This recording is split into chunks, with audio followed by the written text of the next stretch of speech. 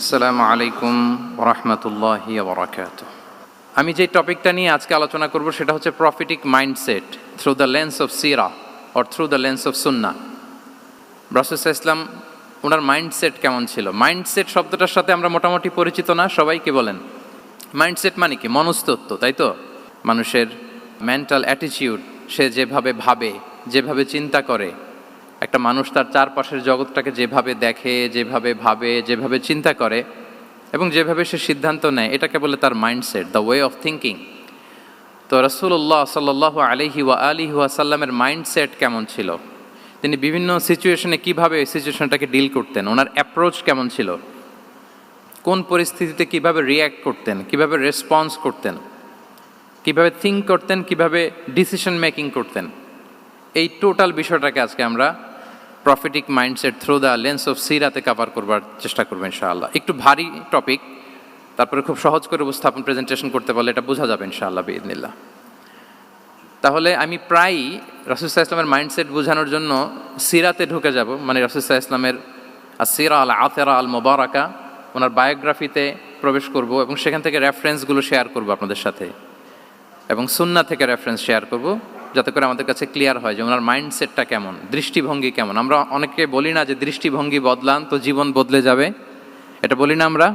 তার মানে এটা খুব গুরুত্বপূর্ণ, মাইন্ডসেট খুব গুরুত্বপূর্ণ। আমরা প্রফিটিক মাইন্ডসেট নিয়ে কথা বলবো ইনশাআল্লাহ। আমি আমার রিসার্চে 12টা মাইন্ডসেট খুঁজে পেয়েছি, based on my personal research. আরও কিছু মাইন্ডসেট থাকতে পারে, কিন্তু মেইনলি ঘুরে ফিরে এই 12টার মধ্যেই সীমাবদ্ধ রাসূল সাল্লাল্লাহু আলাইহি ওয়াসাল্লামের মাইন্ডসেট। সেই 12টা মাইন্ডসেট কি আমি পয়েন্টগুলো উল্লেখ করে আমি মূল আলোচনাতে প্রবেশ করছি। প্রথম হচ্ছে গড সেন্ট্রিক মাইন্ডসেট, 2 নম্বরে ভিশন ওরিয়েন্টেড, 3 নম্বরে উইজডম ড্রিভেন, 4 নম্বরে রিফর্ম সেন্ট্রিক, 5 নম্বরে ওপেন মাইন্ডেড, 6 নম্বর এন্টারপ্রেনাল, 7 নম্বর কনসিডারেট, 8 নম্বর ট্রান্সপারেন্ট, 9 নম্বর অ্যাপ্রিসিয়েটিভ, 10 নম্বর হচ্ছে ফ্লেক্সিবল, 11 নম্বর অপটিমিস্টিক, 12 নম্বর হচ্ছে resilient. Based on my research, আমার ক্ষুদ্র গবেষণায় আমি খুঁজে পেয়েছি যে রাসূল সাল্লাল্লাহু আলাইহি ওয়াসাল্লাম এই ধরনের মানসিকতার অধিকারী ছিলেন, এই অ্যাপ্রোচের অধিকারী ছিলেন। প্রথম যেই মাইন্ডসেটটা নিয়ে আমরা আলোচনা করব সেটা হচ্ছে গড সেন্ট্রিক মাইন্ডসেট বা আল্লাহ সেন্ট্রিক মাইন্ডসেট। অর্থাৎ রাসূল সাল্লাল্লাহু আলাইহি ওয়াসাল্লাম যে কোনো কাজে তিনি আল্লাহ তাআলাকে ফিল করতেন, সব কিছু ছিল আল্লাহ তাআলা কেন্দ্রিক। যাই তিনি করতেন না কেন, একজন মহান সত্তার সন্তুষ্টির জন্যই তিনি সেটা করতেন। তিনি কে? আওয়াজ করে বলুন, তিনি কে? আল্লাহ সুবহানাহু ওয়া তাআলা। তার সন্তুষ্টির জন্যই তিনি সব কিছু করতেন এবং সব সময় তিনি এটা ফিল করতেন যে আমার আসল ভরসা স্থল হচ্ছে আল্লাহ তাআলা। আসল ভরসা স্থল কে? আল্লাহ তাআলা। এবং আল্লাহকেই তিনি ওনার নিজের অভিভাবক হিসেবে সবসময় চিন্তা করতেন এবং তার দয়ার পরশেই যে আমরা বেঁচে আছি, তিনি যে আমাকে আগলে রেখেছেন, সার্বক্ষণিক এটাকে মনের মধ্যে ধারণ করা, সবসময় এই চিন্তাটা ভেতরে লালন করা, এটাকেই বলে গড সেন্ট্রিক মাইন্ডসেট বা আল্লাহ সেন্ট্রিক মাইন্ডসেট। এই মাইন্ডসেটের অধিকারী যদি আপনি হতে পারেন, আপনি একটা ডিভাইন পাওয়ার শিল্ডের ভেতরে থাকবেন, একটা ডিভাইন প্রোটেকশনে থাকবেন। চারিদিকে তুফান, ঝঞ্ঝা, ঝড়, অনেক কিছু, কোনো কিছুই আপনাকে স্পর্শ করবে না, কারণ আপনার গড সেন্ট্রিক মাইন্ডসেট আছে। একটা মহাশক্তিধর সত্তার সাথে আপনার সংযোগায়ন আছে, কানেক্টিভিটি আছে। সো প্রথম মাইন্ডসেটটা হচ্ছে গড সেন্ট্রিক মাইন্ডসেট। রাসূল সাল্লাল্লাহু আলাইহি ওয়াসাল্লাম সবসময় সব কিছু আল্লাহ তাআলার সন্তুষ্টির জন্য করতেন এবং তিনি ভাবতেন আমার কেউ না থাক, আল্লাহ আছে। যার কেউ নাই তার কে থাকে? আল্লাহ আছে। এটাই হচ্ছে গড সেন্ট্রিক মাইন্ডসেট। আসুন আমরা সিরাতের ভেতরে ঢুকে যাই, যেহেতু আমরা বলেছি থ্রু দ্য লেন্স অফ সিরা। সিরাতের পরতে পরতে, সুন্নাহর পরতে পরতে আমরা দেখব যে তিনি গড সেন্ট্রিক মাইন্ডসেটের অধিকারী ছিলেন কিনা। আল্লাহর হাবিব সাল্লাল্লাহু আলাইহি ওয়াসাল্লাম একবার একটা যুদ্ধ থেকে ফেরার পথে মরুভূমির মাঝখানে সেনাবাহিনীকে থামিয়ে বিশ্রামের ঘোষণা দিলেন যে তোমরা একটু বিশ্রাম নাও। তো উনি একটা গাছের নিচে বিশ্রামের জন্য গেলেন এবং সেখানে গাছের ডালে ওনার তলোয়ারটা ঝুলিয়ে রাখলেন, ঝুলিয়ে বিশ্রাম নিতে লাগলেন, ঘুমিয়ে পড়লেন। হঠাৎ এক বেদুইন এসে রাসূল সাল্লাল্লাহু আলাইহি ওয়াসাল্লামের এই কোষবদ্ধ তলোয়ারটা কোষমুক্ত করে এরকম হাতে নিল। রাসূল সাল্লাল্লাহু আলাইহি ওয়াসাল্লাম ঘুম থেকে জেগে উঠলেন। এবার বেদুইন বলতে আরম্ভ করলো, মাইয়ামনাউকা মিন্নি, এই মুহাম্মদ তোমাকে এবার কে বাঁচাবে বলো, এই তো আমার হাতে তলোয়ার, কে বাঁচাবে? সাথে সাথেই আল্লাহর হাবিব সাল্লাল্লাহু আলাইহি ওয়াসাল্লাম উনি উত্তরে বললেন আল্লাহ। উত্তরে কি বললেন? কোনো চিন্তা ভাবনা নাই যে ওরে আঘাত করা যায় কিনা পাল্টা, বা কোনোভাবে ওর কনফিডেন্স ডাউন করা যায় কিনা, এদিক সেদিক কারো সাপোর্ট চাওয়া যায় কিনা, কোনো দিকে না তাকিয়ে কি বললেন? আল্লাহ। সবসময় তিনি আল্লাহ কেন্দ্রিক ছিলেন।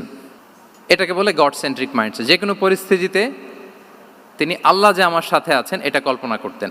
এবং সুনানে আবু দাউদের একটি বর্ণনা এসেছে, রাসূল সাল্লাল্লাহু আলাইহি ওয়াসাল্লাম কানা নবী সাল্লাল্লাহু আলাইহি ওয়াসাল্লাম ইযা হাযাবাহু আমরুন সাল্লা, তাকে যখন কোনো জিনিস বিচলিত করত তিনি জায়নামাজের মুসল্লায় দাঁড়িয়ে যেতেন, সালাতের জন্য দাঁড়িয়ে যেতেন। বিপদে পড়লেই আল্লাহর কাছে সেটা সঁপে দিতেন, শেয়ার করতেন। আমরা বর্তমানে কোনো বিপদে পড়লেই কি করি? আগে কোথায় শেয়ার করি? ফেসবুকে। আসলে করা উচিত কার সাথে? হ্যাঁ, আমার স্ত্রীর সাথে শেয়ার করার আগেও শেয়ার করব কার সাথে? আমার বন্ধুর সাথে শেয়ার করার আগেও শেয়ার করব কার সাথে? আল্লাহর সাথে। আমরা যদি হিজরতের ঘটনাটাকে একটু অ্যানালাইজ করি তাহলে দেখব যে গারে সাউরে যখন আল্লাহ রাসূল সাল্লাল্লাহু আলাইহি ওয়াসাল্লাম এবং আবু বকর রাদিয়াল্লাহু তাআলা আনহু ওনারা আশ্রয় নিয়েছিলেন রাত্রিবেলায়, কুরাইশরা যখন খুঁজতেছিল, আবু বকর রাদিয়াল্লাহু তাআলা আনহু বলেন যে কুরাইশদের পা দেখা যাচ্ছে, ওরা যে হেঁটে যাচ্ছে, একটু উকি মারলেই আমাদেরকে দেখা যায়। তিনি অত্যন্ত ভীত সন্ত্রস্ত, তটস্থ, নিজের জন্য নয়, রাসূল সাল্লাল্লাহু আলাইহি ওয়াসাল্লামের সেফটির জন্য। রাসূল সাল্লাল্লাহু আলাইহি ওয়াসাল্লাম আবু বকর রাদিয়াল্লাহু তাআলা আনহুকে বলেন যে আবু বকর চিন্তা করো না, লা তাহসান ইন্নাল্লাহা মা'ানা, আবু বকর চিন্তা করো না, আল্লাহ আমাদের সাথে আছেন। সুবহানাল্লাহ। আমাদের সাথে কে আছেন? আল্লাহ আমাদের সাথে আছেন। এটা হচ্ছে গড সেন্ট্রিক মাইন্ডসেটের উদাহরণ। আপনার মনকে বুঝাতে হবে যে আল্লাহ আমার সাথে আছে। মনকে তুমি বুঝিয়ে বলো আল্লাহ আছে আমার সাথে। এই বাক্যটা মুখস্থ করা যাবে? মনকে তুমি বুঝিয়ে বলো আল্লাহ আছেন আমার সাথে। আপনার পুরো জীবনের সব কাজের সাথে যদি এই বাক্যটাকে মিলিয়ে ফেলতে পারেন দেখবেন যে কোনো কিছুই আপনার ক্ষতি করতে পারতেছে না। এটাকে বলে গড সেন্ট্রিক মাইন্ডসেট। আল্লাহ আমার সাথে আছেন, কেউ নাই কিন্তু আল্লাহ তাআলা আমার সাথে আছেন। এবং গড সেন্ট্রিক মাইন্ডসেটের সবচেয়ে বড় সুবিধা হচ্ছে আপনার মনে কখনো হতাশা কাজ করবে না, হতাশা বাঁধবে না, কারণ আপনার সাথে এক মহাশক্তিধরের কানেক্টিভিটি আছে। তিনি কে বলুন তো আওয়াজ করে? তিনি আল্লাহ। হতাশা আসবে না। এই যে আমাদের জাতীয় জীবনের এখন সবচাইতে বড় বড় সমস্যাগুলোর যদি আমরা লিস্ট করি, একটা বড় সমস্যা হচ্ছে ডিপ্রেশন, তাই না? আমরা ডিপ্রেশনে ভুগি না? আপনাদের ডিপ্রেশন হয় কখনো? আচ্ছা, ডিপ্রেশন কাকে বলে আগে বলে। ডিপ্রেশন হচ্ছে আপনার আর আপনার রবের মাঝে যে দূরত্ব, এটার নাম ডিপ্রেশন। আই রিপিট, আমার আর আমার রবের মাঝে যে গ্যাপ, আমাদের সম্পর্কের যে দূরত্ব, এটার নাম কি? ডিপ্রেশন। আপনি যত আল্লাহর সাথে সম্পর্ক জোরদার করতে পারবেন, ডিপ্রেশন আপনার থেকে দৌড়ে পালাবে। এজন্য আমাদের বিশ্বাসীদের জীবনে কোনো ডিপ্রেশন নাই। আছে? আমাদের ডিকশনারিতে কোনো ডিপ্রেশন আছে বলেন তো? আমাদের সাথে আল্লাহর সম্পর্ক কেমন বলেন? মজবুত? আলহামদুলিল্লাহ পড়ুন সবাই। তাহলে ডিপ্রেশন হচ্ছে আপনার আর আপনার রবের মাঝে যে দূরত্ব, এই দূরত্ব দূর করে দেন, ডিপ্রেশন আপনিই পালাবে। আমরা আরও কিছু সিরা থেকে ইনসিডেন্ট নিয়ে দেখি যে গড সেন্ট্রিক মাইন্ডসেটটা কেমন। দ্বিতীয় হিজরিতে যে বদরের যুদ্ধ হলো, সে বদরের যুদ্ধে ইবনে মাসউদ রাদিয়াল্লাহু তাআলা আনহু তিনি বর্ণনা করেন যে আল্লাহ রাসূল সাল্লাল্লাহু আলাইহি ওয়াসাল্লাম আগামীকাল যুদ্ধ, এর আগের দিন রাতে তিনি হাত তুলে এরকম দোয়া করতেছিলেন। আমরা তো এইভাবে দোয়া করি। আল্লাহর হাবিব সাল্লাল্লাহু আলাইহি ওয়াসাল্লাম তিনি দোয়া করতে করতে ইমোশনালি হাত এরকম উঁচু করে, হাত্তা ইউরা বায়াদু ইবতাইহি, বগলের শুভ্রতা দেখা যাচ্ছিল। উনি দোয়া করতেছিলেন, আল্লাহুম্মা আনজিজ লি মা ওয়া'আতানি, আল্লাহুম্মা আতিনি মা ওয়া'আতানি, আল্লাহ তুমি যে বিজয় দিবে বলে প্রতিশ্রুতি করেছিলে, ওই বিজয় আমাদেরকে দাও, ওই ভিক্টরি আমাদেরকে দাও। দোয়া করছিলেন। সাইয়েদনা আলী রাদিয়াল্লাহু তাআলা আনহু উনি বর্ণনা করছেন যে বদরের যুদ্ধের আগের রাতে আমরা সবাই ঘুমোচ্ছিলাম, কিন্তু রাসূল সাল্লাল্লাহু আলাইহি ওয়াসাল্লামকে দেখলাম যে না, উনি হাত তুলে শুধু আল্লাহর কাছে কান্না করছেন, দোয়া করছেন। আবু বকর রাদিয়াল্লাহু তাআলা আনহু উনি বলেন যে আমি যে দেখলাম যে তিনি ফজর পর্যন্ত দোয়া চালিয়েই যাচ্ছিলেন, দোয়া চালিয়েই যাচ্ছিলেন, দোয়া কন্টিনিউ করছিলেন তিনি। এবং দোয়া করতে করতে রাসূল সাল্লাল্লাহু আলাইহি ওয়াসাল্লাম এতটাই ইমোশনাল হয়ে গেলেন যে ওনার গায়ের চাদরটা নিচে পড়ে গেল। আবু বকর রাদিয়াল্লাহু তাআলা আনহু যে বলেন, ইয়া নবী আল্লাহ কাফাকা মুনাশাদাতুকা রাব্বাক ফাইন্নাহু সায়ুনজিজু লাকা মা ওয়া'দাক, হে নবী যথেষ্ট, এনাফ ইজ এনাফ, অনেক হয়েছে নবী, আন্না আর কাঁদতে হবে না, আপনার রব আপনাকে ভিক্টরি বা বিজয় দান করবে ইনশাআল্লাহ। তাহলে দেখেন, যুদ্ধের আগের রাতে সেনাপ্রধান কি করে? এই কৌশল ওই কৌশল, কোন দিক দিয়ে অ্যাটাক করা যাবে, ওয়ার স্ট্র্যাটেজি ঠিক করে, তার সাথে যারা আছে তাদের সাথে পরামর্শ করে। কিন্তু রাসূল সাল্লাল্লাহু আলাইহি ওয়াসাল্লাম সব কিছু সেট করে দিয়ে কার সাথে কানেক্টিভিটি গড়েছেন বলুন তো? আল্লাহর সাথে। This is called God centric mindset, আল্লাহ সেন্ট্রিক মাইন্ডসেট। আমার হৃদয়টা সবসময় কার সাথে জুড়ে থাকবে? আল্লাহর সাথে, কারণ উনি ছাড়া আমার কোনো ঠিকানাই নাই। তাহলে এই মেন্টালিটি যদি আমরা ধারণ করতে পারি, এটাকে বলে গড সেন্ট্রিক মাইন্ডসেট। তাহলে রাসূলুল্লাহ সাল্লাল্লাহু আলাইহি ওয়া আলিহি ওয়াসাল্লামের যে 12টা মাইন্ডসেটের কথা আমরা বলেছি, তার প্রথমটা হচ্ছে গড সেন্ট্রিক। আল্লাহ তাআলা আমাদেরকে গড সেন্ট্রিক মাইন্ডসেট দান করুক। আমরা যে কোনো পরিস্থিতিতে যেভাবেই থাকি না কেন, আমরা বিপদে আপদে সবসময় ভরসা রাখবো কার উপর? এটাই হচ্ছে গড সেন্ট্রিক বা আল্লাহ সেন্ট্রিক মাইন্ডসেট। আচ্ছা, 2 নাম্বার মাইন্ডসেট হচ্ছে vision oriented mindset. Vision oriented mindset মানে হচ্ছে যার মধ্যে দূরদর্শিতা আছে, ফার সাইটেডনেস আছে, who can anticipate the future, যে ভবিষ্যৎ আগাম অনুমান করে ফেলতে পারে, সামনের পরিস্থিতিকে আগাম অনুমান করতে পারার যে যোগ্যতা বা দীর্ঘমেয়াদী চিন্তা করতে পারার যে ক্যাপাসিটি, এটাকে বলে ভিশন ওরিয়েন্টেড মাইন্ডসেট। এটা আল্লাহ রাসূল সাল্লাল্লাহু আলাইহি ওয়া আলিহি ওয়াসাল্লামকে আল্লাহ তাআলা দান করেছেন। উনি ভবিষ্যৎকে আগাম বুঝতে পারতেন, আগাম অনুমান করতে পারতেন, এবং সে অনুযায়ী তিনি স্ট্র্যাটেজি, প্ল্যান, পরিকল্পনা এটা তিনি সাজাতে পারতেন। এটাকে বলে ভিশন ওরিয়েন্টেড মাইন্ডসেট। এবার আসুন আমরা সিরাতের কিছু ইনসিডেন্টকে সামনে নিয়ে আসি যে তিনি কীরকম ভিশন ওরিয়েন্টেড মাইন্ডসেটের অধিকারী ছিলেন। আমরা সবাই হুদাইবিয়ার ঘটনা জানি না? কত হিজরিতে ঘটেছিল বলুন তো সবাই? 6ষ্ঠ হিজরিতে। লাকাদ সাদাকাল্লাহু রাসূলাহুর রুইয়া বিল হক লাতাদখুলুন্নাল মাসজিদাল হারামা ইনশাআল্লাহু আমিনিন। রাসূল সাল্লাল্লাহু আলাইহি ওয়াসাল্লাম 6ষ্ঠ হিজরিতে মদিনায় স্বপ্নে দেখলেন যে তিনি উমরা করতে যাচ্ছেন। তো নবীদের স্বপ্ন এটা কেবল স্বপ্ন নয়, এটা আল্লাহর পক্ষ থেকে ওয়াহি, রেভেলেশন। তো সেই হিসেবে তিনি 1400 সাহাবা নিয়ে উমরা করতে চলে গেলেন মক্কায়, কিন্তু মক্কাবাসী ঢুকতে দিল না, থামিয়ে দেয়া হলো। তো তখন একটা চুক্তি হয়েছিল, ওই চুক্তিতে বলা হলো, রাসূল সাল্লাল্লাহু আলাইহি ওয়াসাল্লাম লিখতে বললেন যে লিখো মিন মুহাম্মদ রাসূলিল্লাহ, আল্লাহর রাসূল মুহাম্মদের পক্ষ থেকে কুরাইশদের সাথে এই চুক্তি। কুরাইশরা আপত্তি করলো যে না, শুধু মুহাম্মদ লেখা যাবে, রাসূলুল্লাহ লেখা যাবে না, কারণ তুমি যে রাসূলুল্লাহ, আল্লাহর রাসূল, এটা যদি আমরা মেনে নেই তাহলে তোমার সাথে আর আমাদের দ্বন্দ্ব কিসের, আমরা তো ভাই ভাই হয়ে গেলাম, রাসূলুল্লাহ কাটো। সাহাবারা কেউ রাজি হয় না, বিশেষ করে ওমরে ফারুক রাদিয়াল্লাহু তাআলা, উনি রাজি হয় না, না না এটা কাটা যাবে না। রাসূল সাল্লাল্লাহু আলাইহি ওয়াসাল্লাম অনেক বলে কয়ে বুঝালেন যে না, দীর্ঘমেয়াদী চিন্তা করতে গেলে আমাদের এখন একটা শান্তি চুক্তির দরকার আছে, যাতে করে আমরা আমাদের গ্লোবাল নেভিগেশন সিস্টেম, দাওয়া সিস্টেমকে আরও স্ট্রং করতে পারি। অনেক বলে কয়ে রাসূলুল্লাহ কাটা হলো। এরপর তারা বলে চুক্তিতে লিখো যে এই বছর উমরা করতে দেয়া হবে না, এই বছর ফিরে যাবেন আপনারা সবাই। এটাও সাহাবারা রাজি হয় না, আল্লাহ রাসূল সাল্লাল্লাহু আলাইহি ওয়াসাল্লাম রাজি হলেন। আবার আরেকটা ক্লোজে লেখা হলো যে আগামী বছর আসলেও 3 দিনের বেশি থাকা যাবে না, সেটাও রাজি হয়ে গেল রাসূল সাল্লাল্লাহু আলাইহি ওয়াসাল্লাম। সাহাবারা রাজি হচ্ছেন না।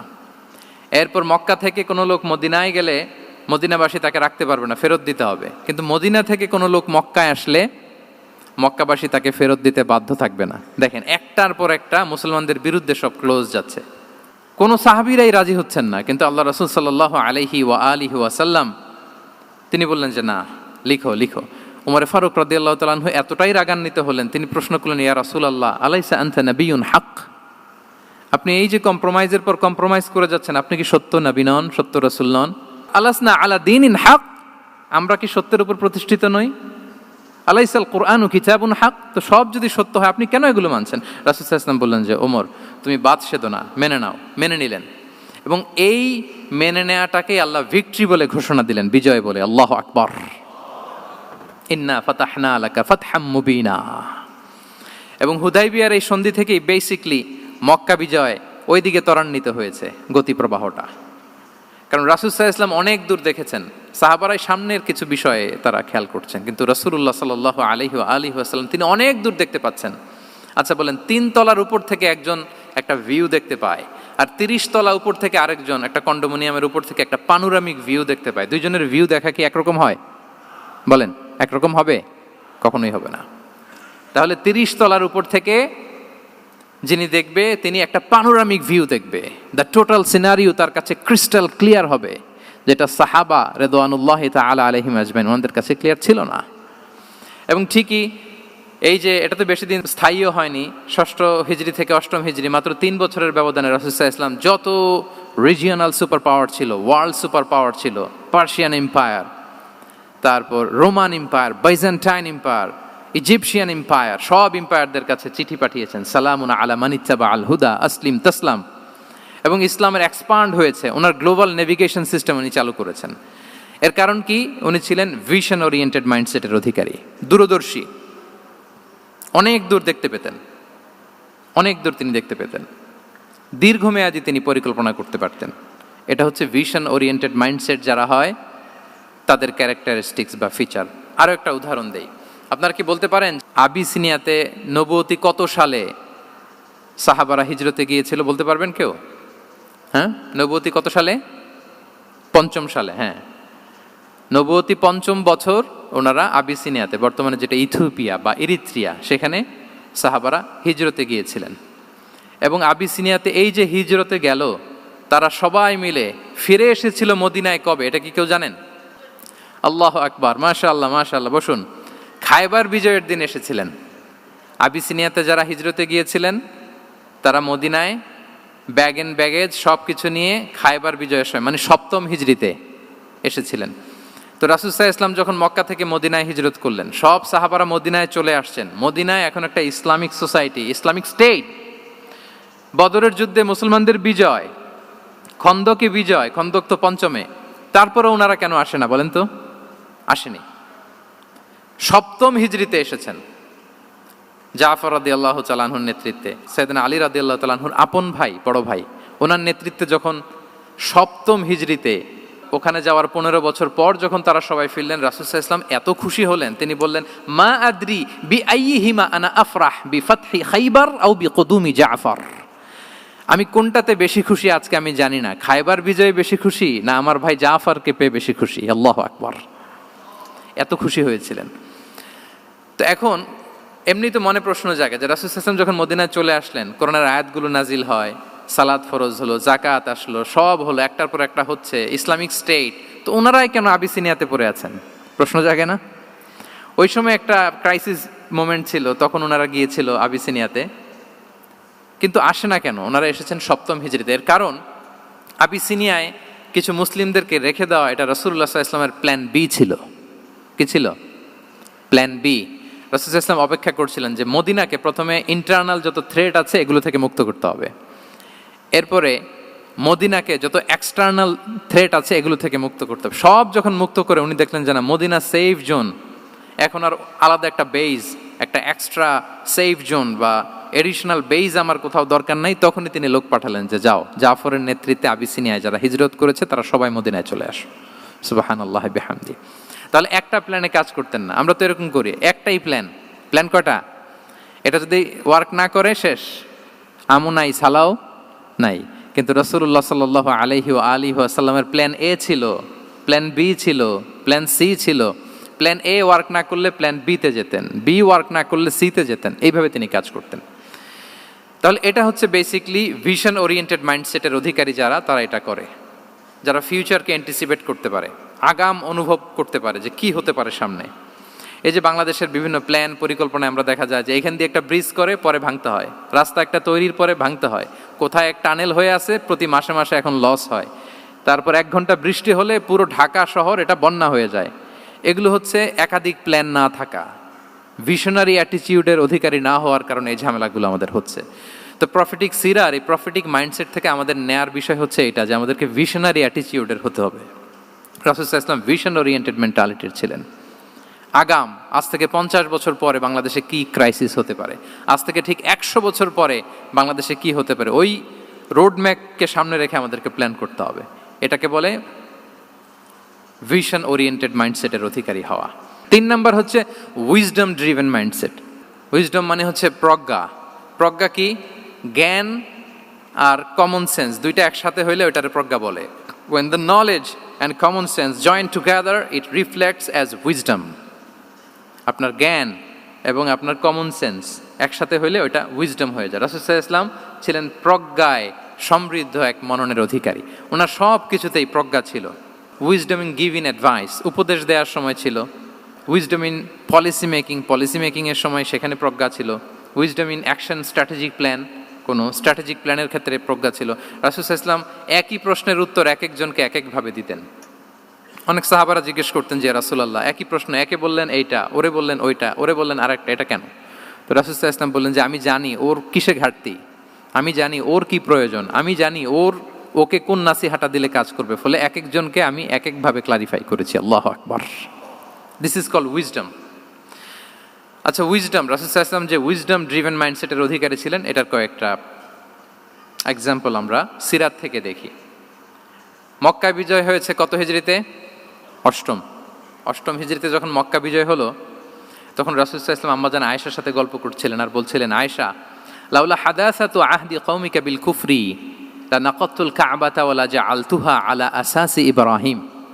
আয়েশা, তোমার এই মক্কাবাসী, তোমার এলাকার লোকজন যদি একটা ক্যাওস সৃষ্টি না করতো, তাহলে কাবার যে আসল শেপ, আমি ওই আসল শেপে এটাকে ফেরত নিতাম, কিন্তু নিতে গেলে এখন একটা ঝামেলা বাঁধবে, এজন্য নিব না। ব্যাপারটা হচ্ছে, আমরা এখন যে কাবাটাকে দেখি এটা হচ্ছে স্কয়ার আকৃতির। স্কয়ার মানে কি? বর্গাকৃতি, তাই তো? বর্তমান কাবা কোন আকৃতির বলেন তো?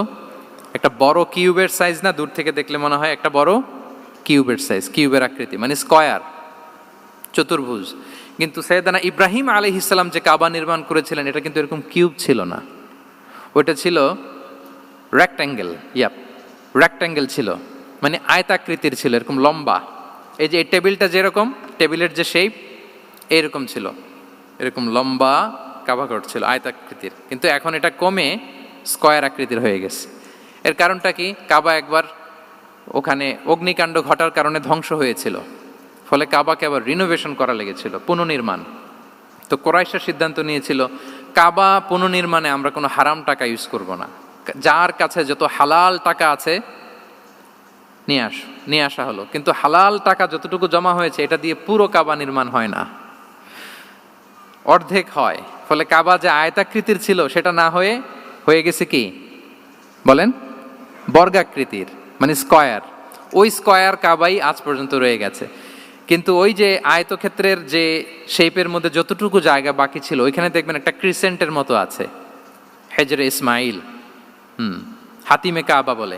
ওইটার ভিতরে নামাজ পড়া আর কাবার ভিতরে নামাজ পড়া একই হুকুম। ওইটার ভিতরে নামাজ পড়া আর কাবার ভিতরে নামাজ পড়া কি একই হুকুম। ফলে ওই হাতিমের ভেতরে ফরজ সালাত আদায় হয় না, নফল সুন্নাত পড়া যায়। এমনকি কাবার ভেতরেও ফরজ সালাত আদায় করলে আদায় হবে না, কারণ নামাজের ফরজের মধ্যে একটা ফরজ হচ্ছে ইলা জিহাতিল কাবা, টু দ্য ডাইরেকশন অফ কেবলা। আপনার কেবলা মুখী হইতে হবে না। আপনি তো কাবার ভিতরে ঢুকে গেছেন, এখন কাবা কোন দিকে? কাবা তো নাই, বের হইতে হবে। বের হয়ে কাবা মুখী হলে সালাত হবে। I think you got the point. তো তাহলে রাসূল সাল্লাল্লাহু আলাইহি ওয়াসাল্লামের উইজডম বা প্রজ্ঞাটা এখানে দেখেন। আম্মাজান আয়েশা রাদিয়াল্লাহু তাআলা আনহাকে উনি বললেন যে, আয়েশা, মক্কা তো বিজয় হলো, মক্কার কন্ট্রোল তো এখন আমার হাতে। চাইলে আমি কাবাকে ভেঙে সেই ইব্রাহিম আলাইহিস সালামের যে বেইজ, এরকম লম্বা করে শেপ দিতে পারি, কিন্তু দিব না।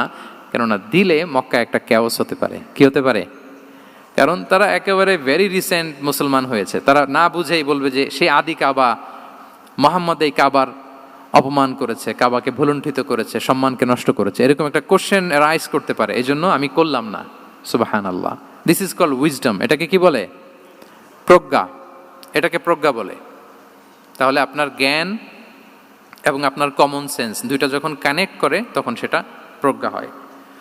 প্রজ্ঞার আরেকটা উদাহরণ যদি দেই সিরাত থেকে, রাসূল সাল্লাল্লাহু আলাইহি ওয়াসাল্লামের যে কনফ্লিক্ট রিজলভিং ক্যাপাসিটি ছিল, যখন কাবাকে পুনর্নির্মাণ করা হচ্ছে, তখন হাজরে আসওয়াদকে বের করা লেগেছিল, এবং রিনোভেশন শেষে আবার হাজরে আসওয়াদকে তার জায়গা মতো, মানে ব্ল্যাক স্টোন, যেটাতে চুমু দিলে মানুষের গুনাহ মাফ হয়ে যায়, হাজরে আসওয়াদ, চিনতে পেরেছেন না? ফলে অনেক বোনেরা যাদের জন্য হেজাব নিকাব মেনটেন করা হচ্ছে ফার্জ, পর্দার কোনো বালাই নাই, পুরুষের সাথে ধাক্কা ধাক্কি করে তার শরীর মিশে যাচ্ছে, গা মিশে যাচ্ছে, ধাক্কা ধাক্কি করে একটা সুন্নতের জন্য ফরজকে স্যাক্রিফাইস করে ফেলতেছে। মানে ফোকাস ঠিক নাই আর কি, কোথায় যে কোনটা করতে হবে ওইটাই ভুলে গেছে। তো এই হাজরে আসওয়াদ পাথরকে আবার জায়গা মতো রাখতে হবে। এখন কে রাখবে, এই নিয়ে মারামারি মক্কায়। বড় বড় চারটা গোত্র বলে, এই গোত্র বলে আমি রাখবো, এই গোত্র বলে আমি রাখবো, আরেক গোত্র বলে রক্তের গঙ্গা বইয়ে দেবো মক্কায়, কিন্তু এই সম্মান অন্যকে নিতে দিব না, কারণ ইটস ভেরি প্রেস্টিজিয়াস ইস্যু। যা আমাদের গোত্র এই ব্ল্যাক স্টোন হাজরে আসওয়াদকে নিয়ে জায়গা মতো রেখেছে, এটা কাউকে দিব না। তো সবাই যখন মারমুখী, তখন আল্লাহ রাসূল সাল্লাল্লাহু আলাইহি ওয়া আলিহি ওয়াসাল্লাম তিনি সমাধান দিলেন যে মারামারির দরকার নাই, একটা চাদর নিয়ে আসো। নিয়ে আসা হলো। 4 গোত্রের 4 লিডারকে বললেন, চাদরের 4 কোণা ধরো। চারজন চার কোণা ধরলো, রাসূল সাল্লাল্লাহু আলাইহি ওয়াসাল্লাম তিনি পাথরটা নিয়ে মাঝখানে রাখলেন। এবার চার নেতাকে বললো, আসো, জাতীয় চার নেতা চলে আসো, কাবার সামনে চলে আসলো। এরপরে আল্লাহ রাসূল সাল্লাল্লাহু আলাইহি ওয়াসাল্লাম ওনার মোবারক হাত দিয়ে, বরকতময় হাত দিয়ে হাজরা আসওয়াদকে নিয়ে নিজ হাতে রাখলেন। এবার সবাই হ্যাপি, কারণ অংশগ্রহণ করতে পারছে। আসলে মূল স্ট্যাটাস কিন্তু চলে গেছে রাসূলের দিকে, নাকি? ওরা তো এটা টাচও করতে পারে নাই, পারছে? ওরা চাদর ধরেই হ্যাপি, কিন্তু পাথরটা ধরেছিল কে? রাসূল সাল্লাল্লাহু আলাইহি ওয়াসাল্লাম। চাদরে রেখেছিল কে? রাসূল সাল্লাল্লাহু আলাইহি ওয়াসাল্লাম। চাদর থেকে নিয়ে আবার কাবা ঘরে সেট করেছিল কে? রাসূলুল্লাহ সাল্লাল্লাহু আলাইহি ওয়া আলিহি ওয়াসাল্লাম। এভাবে উনি কনফ্লিক্ট রিজলভ করতেন থ্রু হিজ উইজডম, ওনার প্রজ্ঞার মধ্য দিয়ে। আমরা যদি তায়েফের ঘটনা দেখি, রক্তাক্ত হয়েছেন, পাহাড় রক্ষী ফেরেশতারা এসে বলেছে, রাসূলুল্লাহ জাস্ট অর্ডার করেন, আমরা কলাপস করবো এমনভাবে the entire Taif city will be collapsed, একেবারে স্ম্যাশ করে দিব, পাউডার হয়ে যাবে। রাসূল সাল্লাল্লাহু আলাইহি ওয়াসাল্লাম বললেন, না, বাল আরজু আন ইউখরিজাল্লাহু মিন আসলাবিহিম মান ইয়াবুদুল্লাহা ওয়াহদাহু ওয়া লা ইউশরিকু বিহি শাইআ। তিনি বললেন, না, ওদেরকে ধ্বংস করে দিও না, ওদেরকে ধ্বংস করলে লা ইলাহা পড়বে কে? সুবহানাল্লাহ। কি উইজডম ড্রিভেন ছিলেন উনি। উনি বলেন যে আমি আশা করি, প্রত্যাশা রাখি, দোয়া করি যে ওরা আমাকে প্রত্যাখ্যান করেছে, কিন্তু ওদের যে নেক্সট জেনারেশন, ওরা সাক্ষী দেবে আশহাদু আল্লাহ ইলাহা ইল্লাল্লাহ ওয়া আশহাদু আন্না মুহাম্মাদার রাসূলুল্লাহ।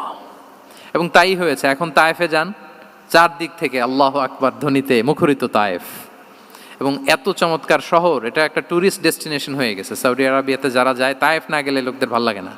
ঠান্ডা, সবুজ শ্যামল, রেইনফল হয়, ফলমূল পাওয়া যায়। আব্দুল্লাহ ইবনে আব্বাস রাদিয়াল্লাহু তাআলা আনহুর স্মৃতিধন্য মসজিদ আছে, অনেকগুলো ইউনিভার্সিটি আছে, ইসলামিক ইনস্টিটিউশন আছে। এই যে নয়নাভিরাম তায়েফ, এটা রাসূল সাল্লাল্লাহু আলাইহি ওয়াসাল্লামের উইজডমের ফসল। ওই দিন যদি রাগের চোটে বলতো যে হ্যাঁ দাও, স্ম্যাশ করে দাও, তাইলে এই যে যারা শাহাদা পড়েছে, নও মুসলিম হয়েছে, এটা কিন্তু হতো না।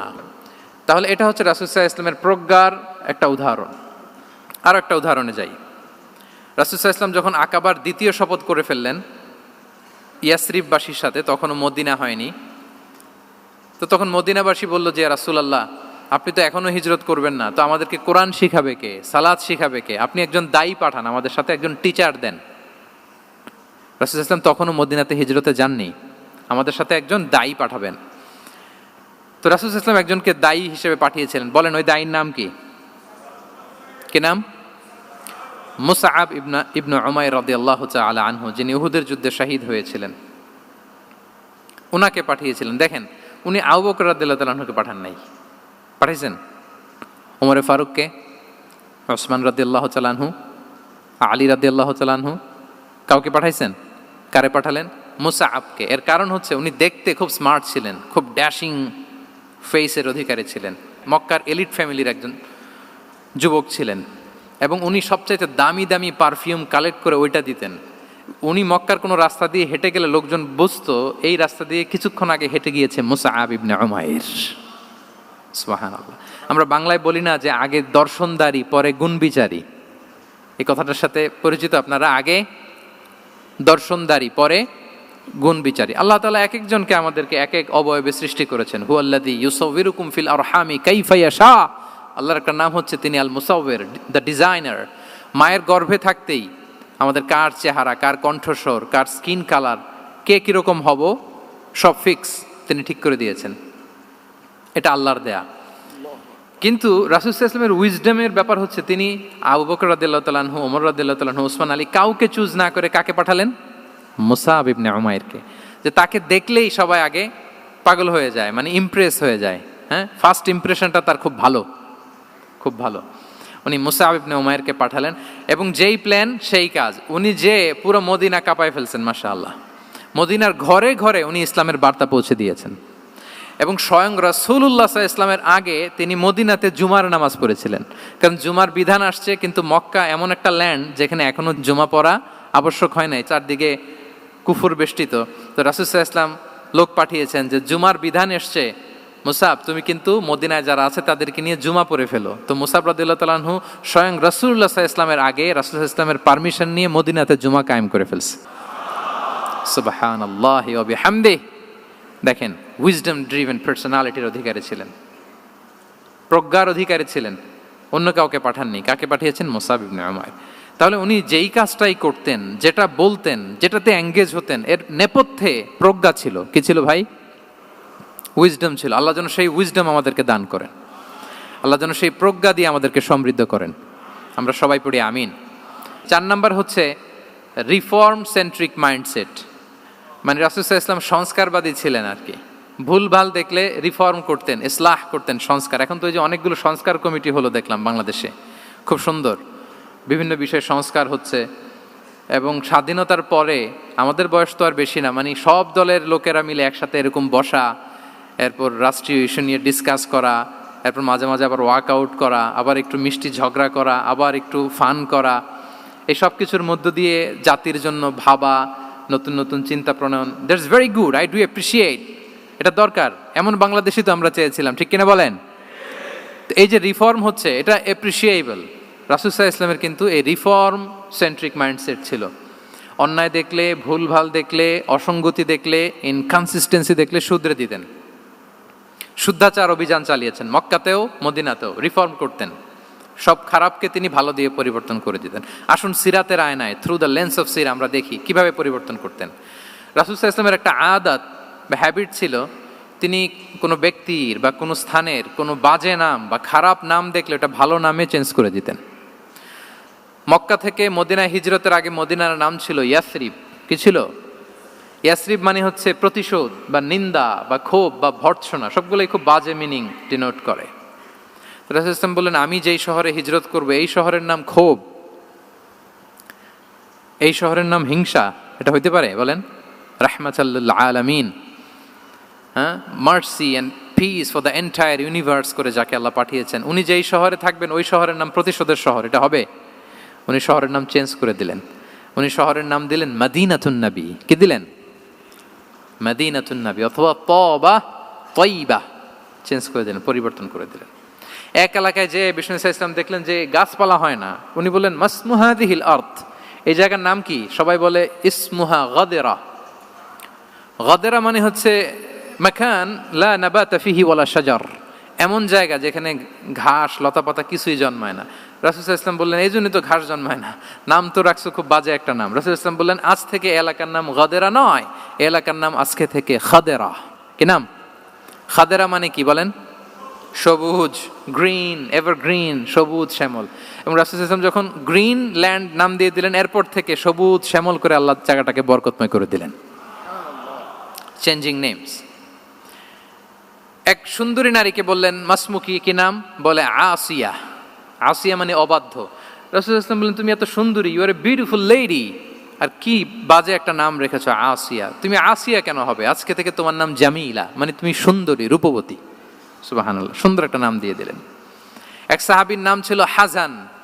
হাজান মানে রাফ এন্ড টাফ, রুক্ষ। রাসূল সাল্লাল্লাহু আলাইহি ওয়াসাল্লাম বললেন, না, হাজান না, তোমার নাম আজকে থেকে সাহাল। কি নাম? সাহাল। সাহাল মানে সহজ। উনি বলেন, যেদিন থেকে সাহাল রাখছি এর আগ পর্যন্ত নাকি ওনার অসুস্থতা, রোগ বালাই একটার পর একটা লেগেই থাকতো। যেদিন থেকে সাহাল, ওই দিন থেকে উনি বলেন যে আল্লাহ তাআলা নবীর এই নাম চেঞ্জ করে দেওয়ার বারাকায় আমার পুরো জীবনের সব কাজকে আল্লাহ তাআলা সহজ করে দিয়েছেন। তাহলে রিফর্ম সেন্ট্রিক মাইন্ডসেট, আমরাও খারাপ কিছু দেখলে ভালো দিয়ে পরিবর্তন করব। কি বলেন? আচ্ছা, এটা তো নাম চেঞ্জ করে দেয়া। এবার সোশ্যাল রিফর্ম তিনি কি কি করেছেন আমরা একটু দেখি।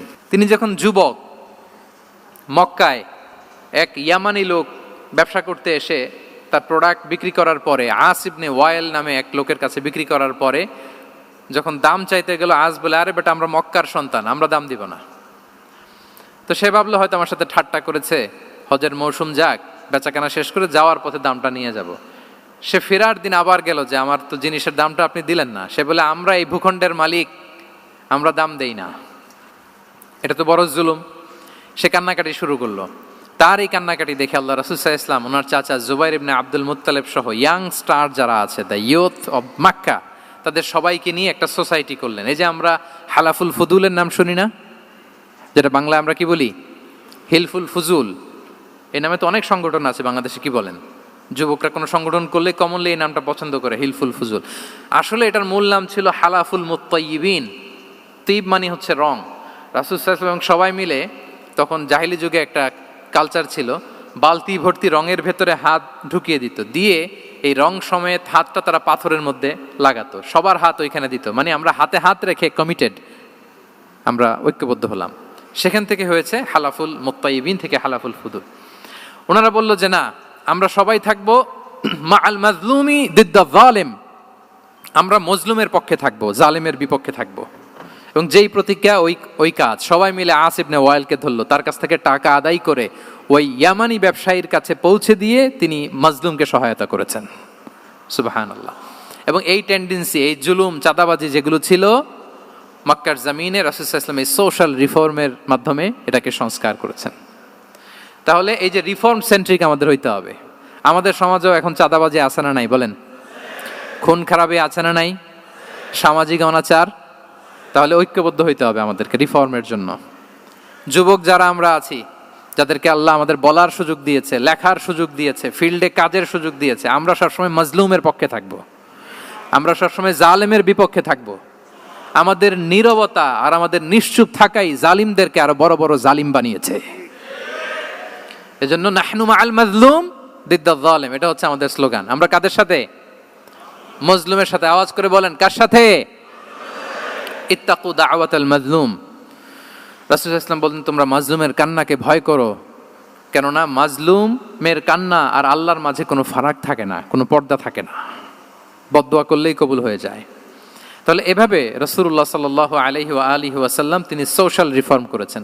আমরা যদি ওনার পলিটিক্যাল রিফর্মের দিকে তাকাই, তাহলে দেখব যে আমরা যদি কনস্টিটিউশন অফ মদিনার কথা বলি, মদিনার কনস্টিটিউশন, এটা কিন্তু রাসূল সাল্লাল্লাহু আলাইহি ওয়াসাল্লাম করেছেন। মদিনা চার্টার, এত চমৎকার চার্টার পৃথিবী আর দেখেনি। ওইটা থেকেই এখন সব গোটা বিশ্বের সংবিধান। এই যে আমাদের সংবিধান সংস্কার কমিশন আছে না একটা, নিশ্চয়ই তারা ওইটা থেকে অনেক বেনিফিটেড হতে পারবেন। আমাদের যে মদিনা চার্টার রাসূল সাল্লাল্লাহু আলাইহি ওয়াসাল্লাম নিজে করা, এবং এটা একটা ইনক্লুসিভ চার্টার ছিল।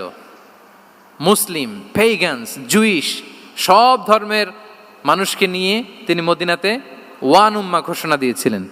One Umma, we are one উম্মা। হোক তুমি পেগান মুশরিক, হোক তুমি জুইশ মানে ইহুদি, হোক তুমি মুসলিম, তুমি যেই ধর্মের হও না কেন, মদিনাকে রক্ষা করতে যে আমরা সবাই মিলে উম্মা ওয়াহেদা, আমরা সবাই মিলে কি উম্মা ওয়াহেদা। পৃথিবীর অনেক দেশ এই আইডিওলজিকে ধারণ করে হু হু করে এগিয়ে গিয়েছে। মালয়েশিয়াতে 3টা রেস, আমি তো প্রায় এক যুগ ওখানে, আমার 2টা ডিগ্রি ওখান থেকে, মাস্টার্স পিএইচডি। সো আমি কাছ থেকে তাদেরকে দেখার সুযোগ পেয়েছি। ওখানে মালয়েরা আছে, তামিলরা আছে, চাইনিজরা আছে, 3 জাতি মিলে ওদের স্লোগান হচ্ছে সাতু মালয়েশিয়া। মালয় ভাষায় সাতু মানে হচ্ছে ওয়ান, মালয় ভাষায় সাতু মানে কি ওয়ান। সাতু মালয়েশিয়া মানে আমরা হতে পারি চাইনিজ, হতে পারি তামিল, কিংবা হতে পারি মালয় ভূমিপুত্রা, কিন্তু সবাই মিলে দেশের স্বার্থে আমরা সবাই কি এক। এটাই লাগবে আমাদের নতুন বাংলাদেশে। জুলাই আপরাইজিং এর পরে আমাদের এই ঐক্যবদ্ধ থাকার বাংলাদেশ আমরা চাই কি চাই না বলেন? সাম্রাজ্যবাদকে রুখে দিতে, যে কোনো ষড়যন্ত্রকে রুখে দিতে ঐক্যবদ্ধ থাকার কোনো বিকল্প নাই, ঠিক কিনা বলেন? ঐক্যবদ্ধ থাকতে হবে আমাদেরকে, যেটা রাসূলুল্লাহ সাল্লাল্লাহু আলাইহি ওয়া আলিহি ওয়াসাল্লাম মদিনা চার্টারে আমাদেরকে শিখিয়েছেন যে আমরা ওয়ান উম্মাহ। তাহলে খারাপ নাম দেখলে চেঞ্জ করতেন, পলিটিক্যাল রিফর্ম করেছেন ওয়ান উম্মাহ গঠনের মধ্য দিয়ে। ফিনান্সিয়াল রিফর্ম যদি বলি, শুধু financial reforms by prophet Muhammad peace be upon him, এটা নিয়ে লম্বা কথা বলা যেতে পারে। শুধু একটা উদাহরণ দিয়ে শেষ করি। বিদায় হজের ভাষণে উনি সুদকে চিরতরে কবরস্থ করেছেন, সুদকে চিরতরে কবরস্থ করেছেন, এবং এটা অন্যের জন্য না, নিজের ঘর দিয়ে শুরু করেছেন। উনি বলেছেন যে এই হানাহানি, রক্তপাত এটা বন্ধ, আমার গোত্রের একটা এরকম রক্তের দাবি আছে, এটা আমি শেষ ঘোষণা করলাম। এরপর বললেন যে সুদ কবর দিলাম, অন্য জায়গা থেকে না, আমার পরিবার থেকে। রাসূল ইসলামের চাচা স্বয়ং আব্বাস রাদিয়াল্লাহু তাআলা আনহুর অনেক সুদের ট্রানজ্যাকশন ছিল, ইন্টারেস্ট, সুদের ব্যবসা ছিল। রাসূল সাল্লাল্লাহু আলাইহি ওয়াসাল্লাম বলেন আজকে থেকে এই সুদ আমি চিরতরে মাটির নিচে কবর দিয়ে দিলাম। আল্লাহু আকবার। দেখেন সোশ্যাল রিফর্ম। তাহলে পরিবর্তন করতে হলে আগে নিজের ঘর থেকে, আগে কোত্থেকে? নাকি ওই ফ্যামিলি থেকে? হ্যাঁ, আমাদের মধ্যে যেটা হয়, আমরা ওয়াজ নসিহত বা ভালো কথা শুনলেই এটাকে ধরে নিই যে এটা ওর জন্য, ওর জন্য, মানে প্রত্যেকটা ওয়াজই যে আমার জন্য হইতে পারে, প্রত্যেকটা নসিহাতের যে প্রাইম অডিয়েন্স আমি হইতে পারি, এইটা আমাদের মাথায় কেন যেন আসে না। আমরা কোনো ভালো নসিহত শুনলে আমরা ভাবি এটা আসলে সমাজে দরকার, ওর দরকার, আমার ভাইয়ের দরকার, কিন্তু এটা যে আমার দরকার, প্রতিটা নাসিহাতের প্রথম অডিয়েন্স হওয়া দরকার কে? আমি নিজে। তাহলে পরিবর্তন শুরু করতে হবে নিজ থেকে। ওর এই সমস্যা, ওর এই সমস্যা, ওর এটা, আরে মিয়া তোমার কি সমস্যা ওইটা বলো। শুধু ওর ওর না দেখে নিজেরটাও দেখতে হবে। দেখেন, অন্যের দিকে এক আঙ্গুল দেখালে নিজের দিকে কয় আঙ্গুল যায় বলেন তো? এই যে নিজের দিকে কিন্তু 3টা। আমি যদি এরকম করি তা আমার দিকে আসে 3টা। এজন্য নিজ থেকে, নিজের ফ্যামিলি থেকে আমরা সংস্কার শুরু করব। কি বলেন? ওমরে ফারুক রাদিয়াল্লাহু তাআলা আনহু যখন ফ্যামিলি মিটিংয়ে বসতেন, উনি ওনার সন্তানদেরকে বলতেন, শোনো, তোমরা খলিফাতুল মুসলিমিন, আমিরুল মুমিনিনের সন্তান। তোমাদের কোনো বাজে কাজ যদি সমাজে আসে, তোমাদের কোনো অন্যায় যদি আমার কানে আসে, অন্যের জন্য যা শাস্তি তোমাদের জন্য হবে ডবল শাস্তি। ওমরে ফারুক সন্তানদেরকে বলতেন, তোমরা যদি কোনো ভুল করো, একটা যদি হদ কায়েম করা লাগে এমন অন্যায় যদি করো, একটা হচ্ছে আল্লাহর দেয়া হদ, আর একটা হবে আমি উমরের দেয়া হদ। আমার মতো খলিফাতুল মুসলিমিনের সন্তান হয়ে পাপ তুমি কেন করলে? দেখেন অন্যের বাচ্চা কি করছে, অন্যের, আমাদের তো ওই মেয়েটার সমস্যা, ওনার ছেলের সমস্যা, এগুলো আমার ছেলের যে কি অবস্থা, আমার পরিবারের যে কি হালাত, আমার স্ত্রীর যে কি দশা, ওইটা নিয়ে আমরা ভ্রুক্ষেপ করি না বা চিন্তা করি না। তাহলে সম্মানিত সুধীমণ্ডলী, আমরা পরিবর্তন শুরু করব কোত্থেকে? অন্যের বাড়িঘর থেকে নাকি? হ্যাঁ, কোত্থেকে? নিজ থেকে। আল্লাহ তাআলা আমাদেরকে তৌফিক দান করুক। 5 নম্বরে হচ্ছে ওপেন মাইন্ডেড। আমার প্রিয় নবী বলেন, ওপেন মাইন্ডেড ছিলেন না ন্যারো মাইন্ডেড? সবাই বলবেন, গ্যালারির সবাই আওয়াজ করে, তিনি ওপেন মাইন্ডেড না ন্যারো মাইন্ডেড ছিলেন? রাসূলুল্লাহ সাল্লাল্লাহু আলাইহি ওয়া আলিহি ওয়াসাল্লাম ওপেন মাইন্ডেড ছিলেন। যে কেউ ওনাকে অ্যাপ্রোচ করতেন পারতেন easily, he was very approachable. ছোট বড় আবাল বৃদ্ধ বনিতা ওনার সাথে কথা বলতে স্বাচ্ছন্দ্য বোধ করতো, ভয় পেত না। এজন্য সিরাতের পরতে পরতে দেখবেন এক শিশু এসে প্রশ্ন করে, নারী এসে প্রশ্ন করে, বৃদ্ধ এসে প্রশ্ন করে, বন্ধু এসে প্রশ্ন করে, শত্রু এসে কনভারসেশন করে, সবাই এসে ওনার সাথে কথা বলতে পারতো। সুবহানাল্লাহ। এবং এগুলো উনি অ্যাকোমোডেট করতে পারতেন। কি করতে পারতেন? অ্যাকোমোডেট করতেন। ছোট্ট একটা উদাহরণ দেই, আসির আল হালাবিয়া থেকে নেয়া একটা বিখ্যাত সিরাতের গ্রন্থ। বদরের যুদ্ধে রাসূল সাল্লাল্লাহু আলাইহি ওয়াসাল্লাম বদরের মাঠে সেনা ক্যাম্প স্থাপন করলেন। কি ক্যাম্প? সেনা ক্যাম্প স্থাপন করলেন। আল হুবাব ইবনুল মুনজির রাদিয়াল্লাহু তাআলা আনহু এক সাহাবী, উনি বললেন, ইয়া রাসূলুল্লাহ, এই যে সেনা শিবির যে এখানে স্থাপন করলেন, এটা কি আপনার নিজের ইচ্ছায় না আল্লাহর আদেশে?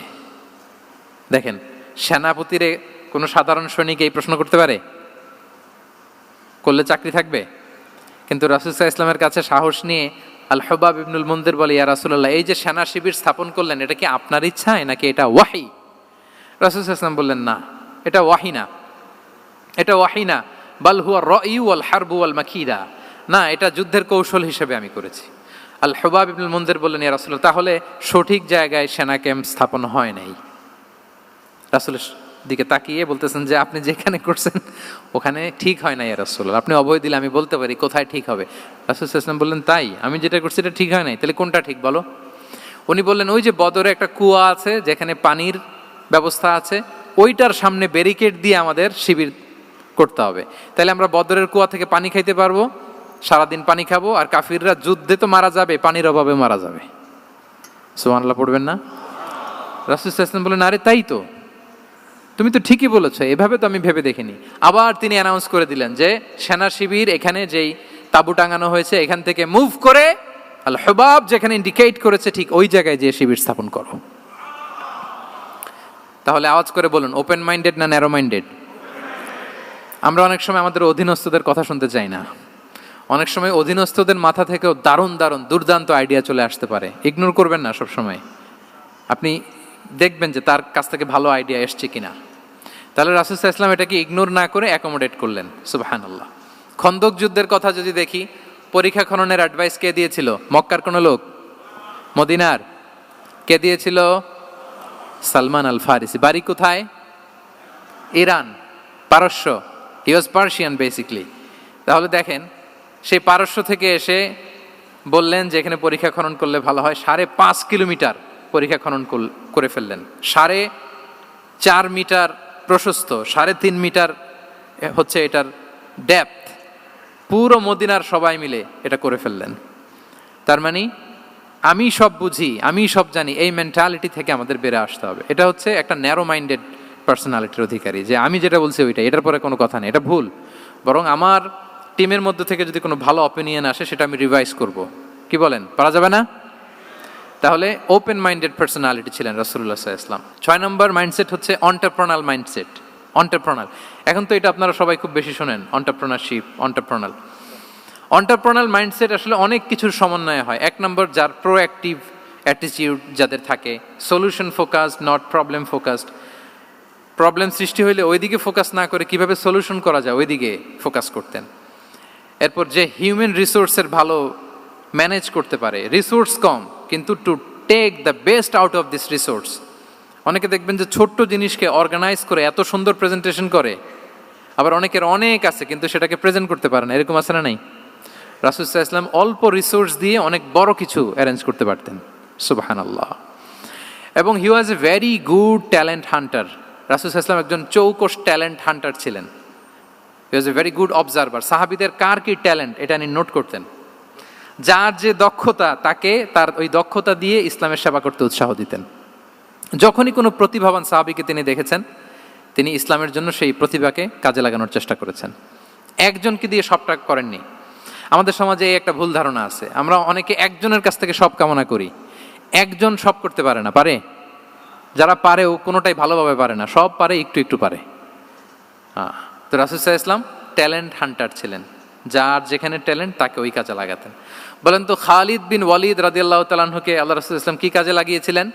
অনেক পরে ইসলাম ধর্ম গ্রহণ করেছেন, কিন্তু যুদ্ধের অভিযানে পাঠিয়েছেন এবং পরবর্তীতে তিনি সেনাপ্রধান হয়েছিলেন মুসলিম ব্যাটালিয়নের। কারণ উনি ওয়ার স্ট্র্যাটেজি জানতেন। ওনার আক্রমণের কারণে তো উহুদের প্রান্তরে মুসলিমরা প্রায় নাস্তানাবুদ হওয়ার অবস্থা, তাই না? অনেক পরে আল্লাহ তাআলা ওনাকে ইসলামের জন্য কবুল করলেন। তাহলে উনি ওয়ার স্ট্র্যাটেজি জানতেন, ফলে রাসূল সাল্লাল্লাহু আলাইহি ওয়াসাল্লাম ওনাকে যুদ্ধের জন্য কাজে লাগিয়েছেন। তাহলে সবাইকে একটা দিলে হবে না, প্যারাসিটামল 3 বেলা সবার জন্য হবে নাকি যার যে রোগ সে অনুযায়ী প্রেসক্রিপশন?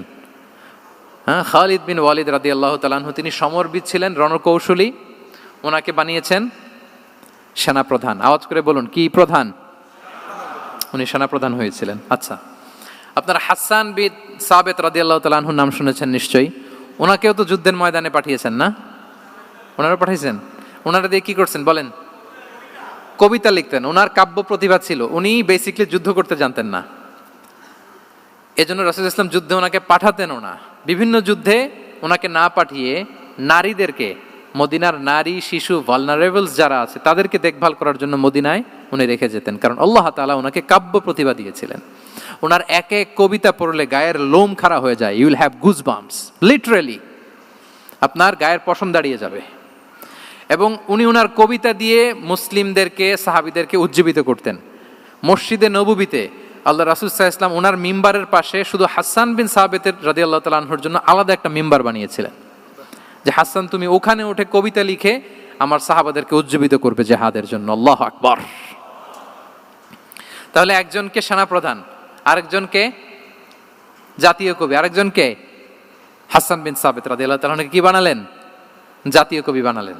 আচ্ছা, হুযাইফা ইবনুল ইয়ামান রাদিয়াল্লাহু তাআলা আনহু, ওনার ছিল ডিটেকটিভ মাইন্ড, এজন্য ওনাকে রাসূল সাল্লাল্লাহু আলাইহি ওয়াসাল্লাম মদিনার গোয়েন্দা বিভাগের প্রধান বানিয়েছেন, head of detective division. Huzaifa Ibnul Yaman ছিলেন মদিনার কি? হেড অফ ইন্টেলিজেন্স, গোয়েন্দা বিভাগের প্রধান। মুআয ইবনে জাবাল রাদিয়াল্লাহু তাআলা আনহু প্রশাসনিক কাজ খুব ভালো বুঝতেন। মদিনার সবচাইতে বড় সিনিয়র আমলা ছিলেন মদিনা রাষ্ট্রের সবচাইতে সিনিয়র আমলা মুআয ইবনে জাবাল রাদিয়াল্লাহু তাআলা আনহুকে রাসূল সাল্লাল্লাহু আলাইহি ওয়াসাল্লাম কবিতা লেখার দায়িত্বও দেন নাই, গোয়েন্দাগিরি করতে দেন নাই, ওনাকে ইয়ামানের গভর্নর করে পাঠিয়েছেন।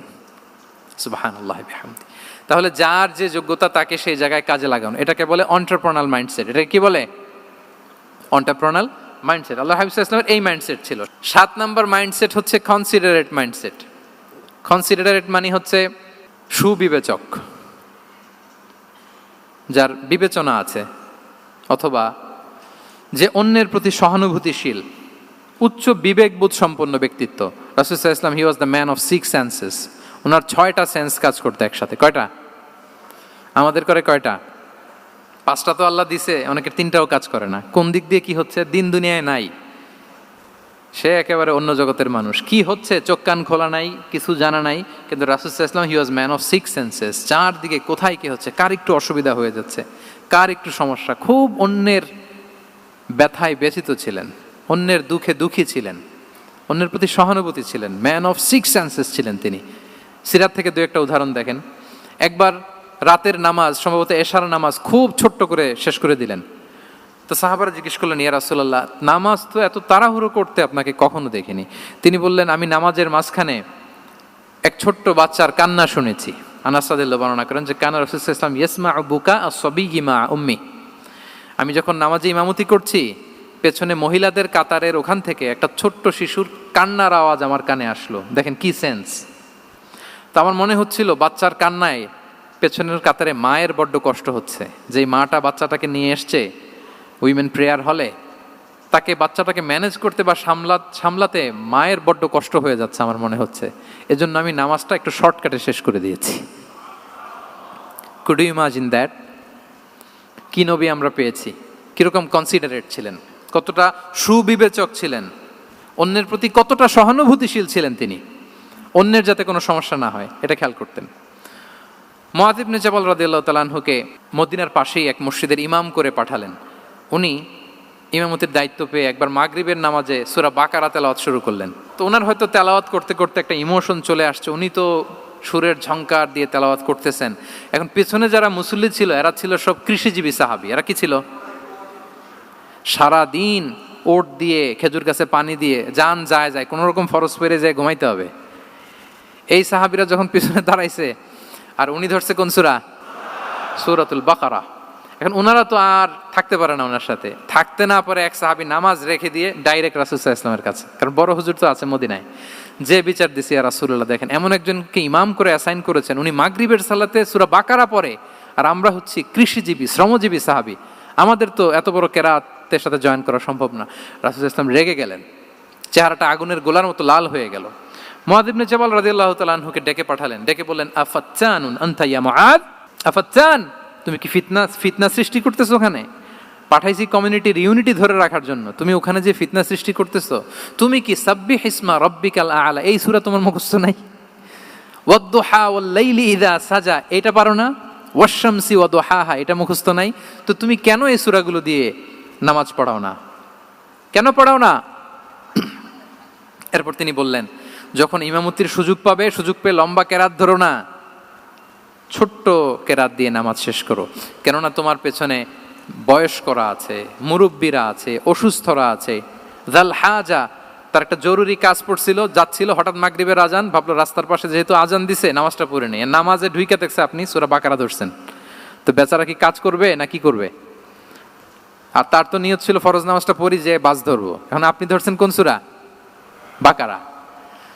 দেখেন রাসূল সাল্লাল্লাহু আলাইহি ওয়াসাল্লাম বললেন, যখন ইমামতির চান্স পাবে ছোট সূরা পড়বে, আর যখন তুমি একা পড়বে ফালিউতাউবিল মাশা, যত লম্বা করতে মনে চায় করো, রুকু করো লম্বা, সেজদা করো লম্বা, কেরাত করো লম্বা।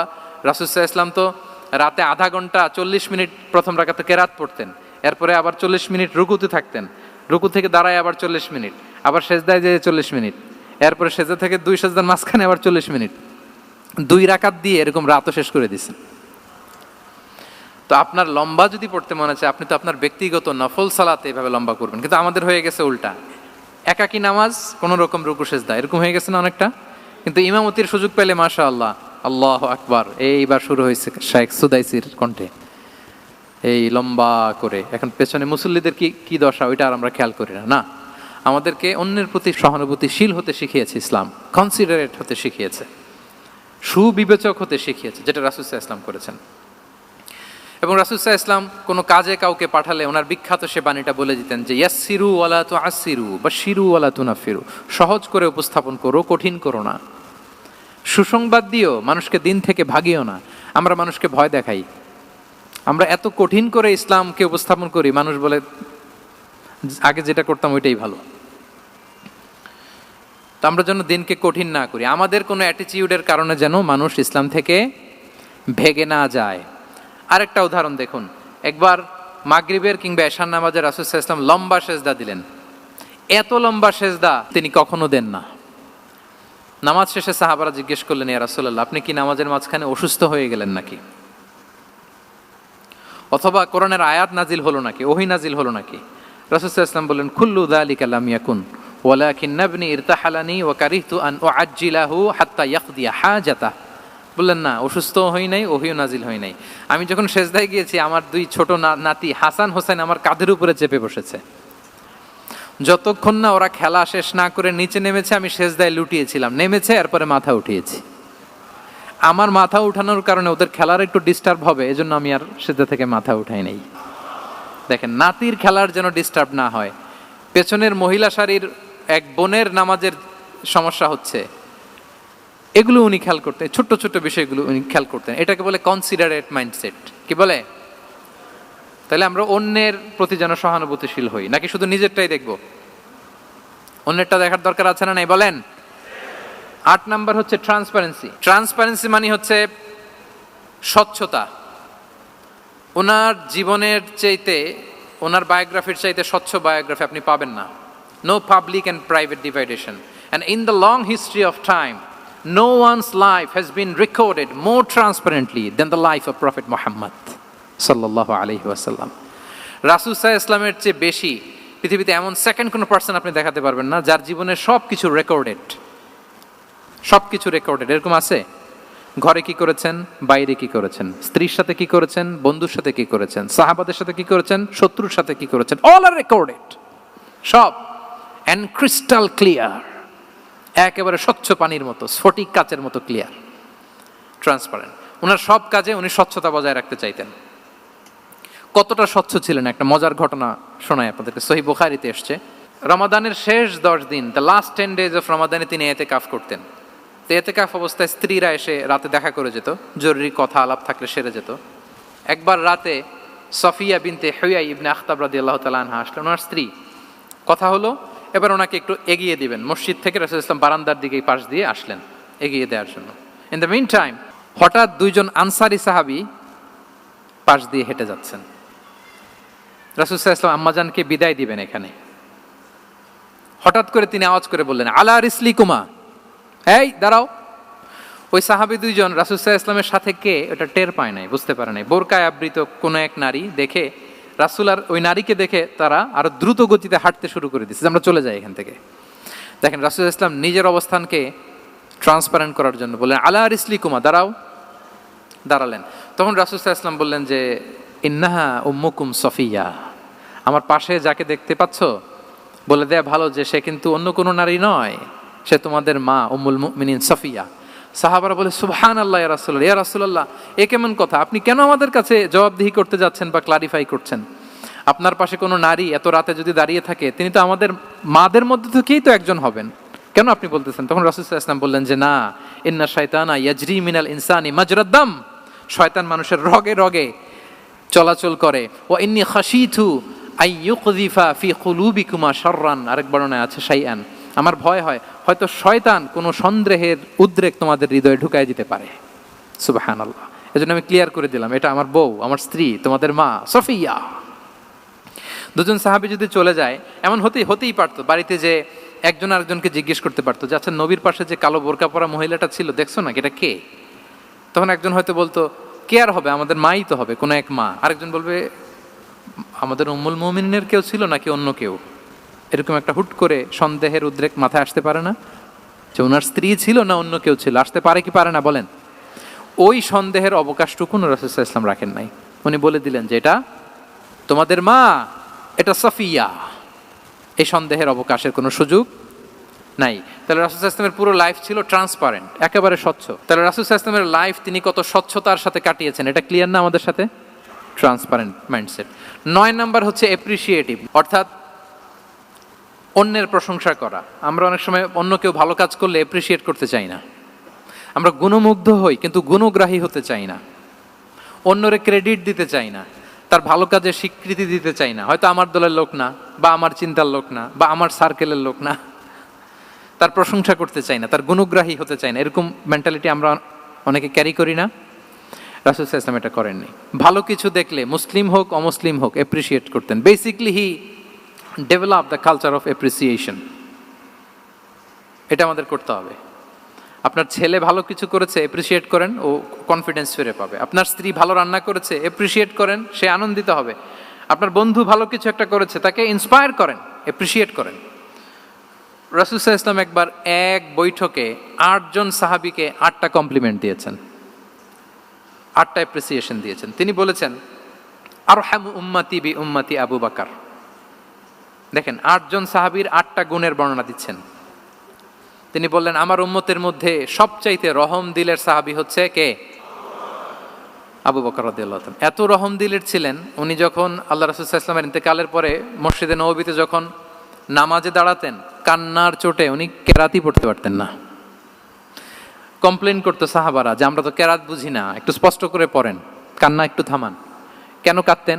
কারণ উনি যখন নামাজে দাঁড়াতেন ওনার ফিলিংসটা হতো এরকম যে কাইফা আকুমু মাকামা রাসূলিল্লাহ, আমি রাসূলের জায়গায় কিভাবে দাঁড়াই, এখানে তো আমার রাসূল দাঁড়িয়ে ইমামতি করেছেন, আমি নবীর জায়গায় দাঁড়িয়ে কিভাবে নামাজটা পড়াই।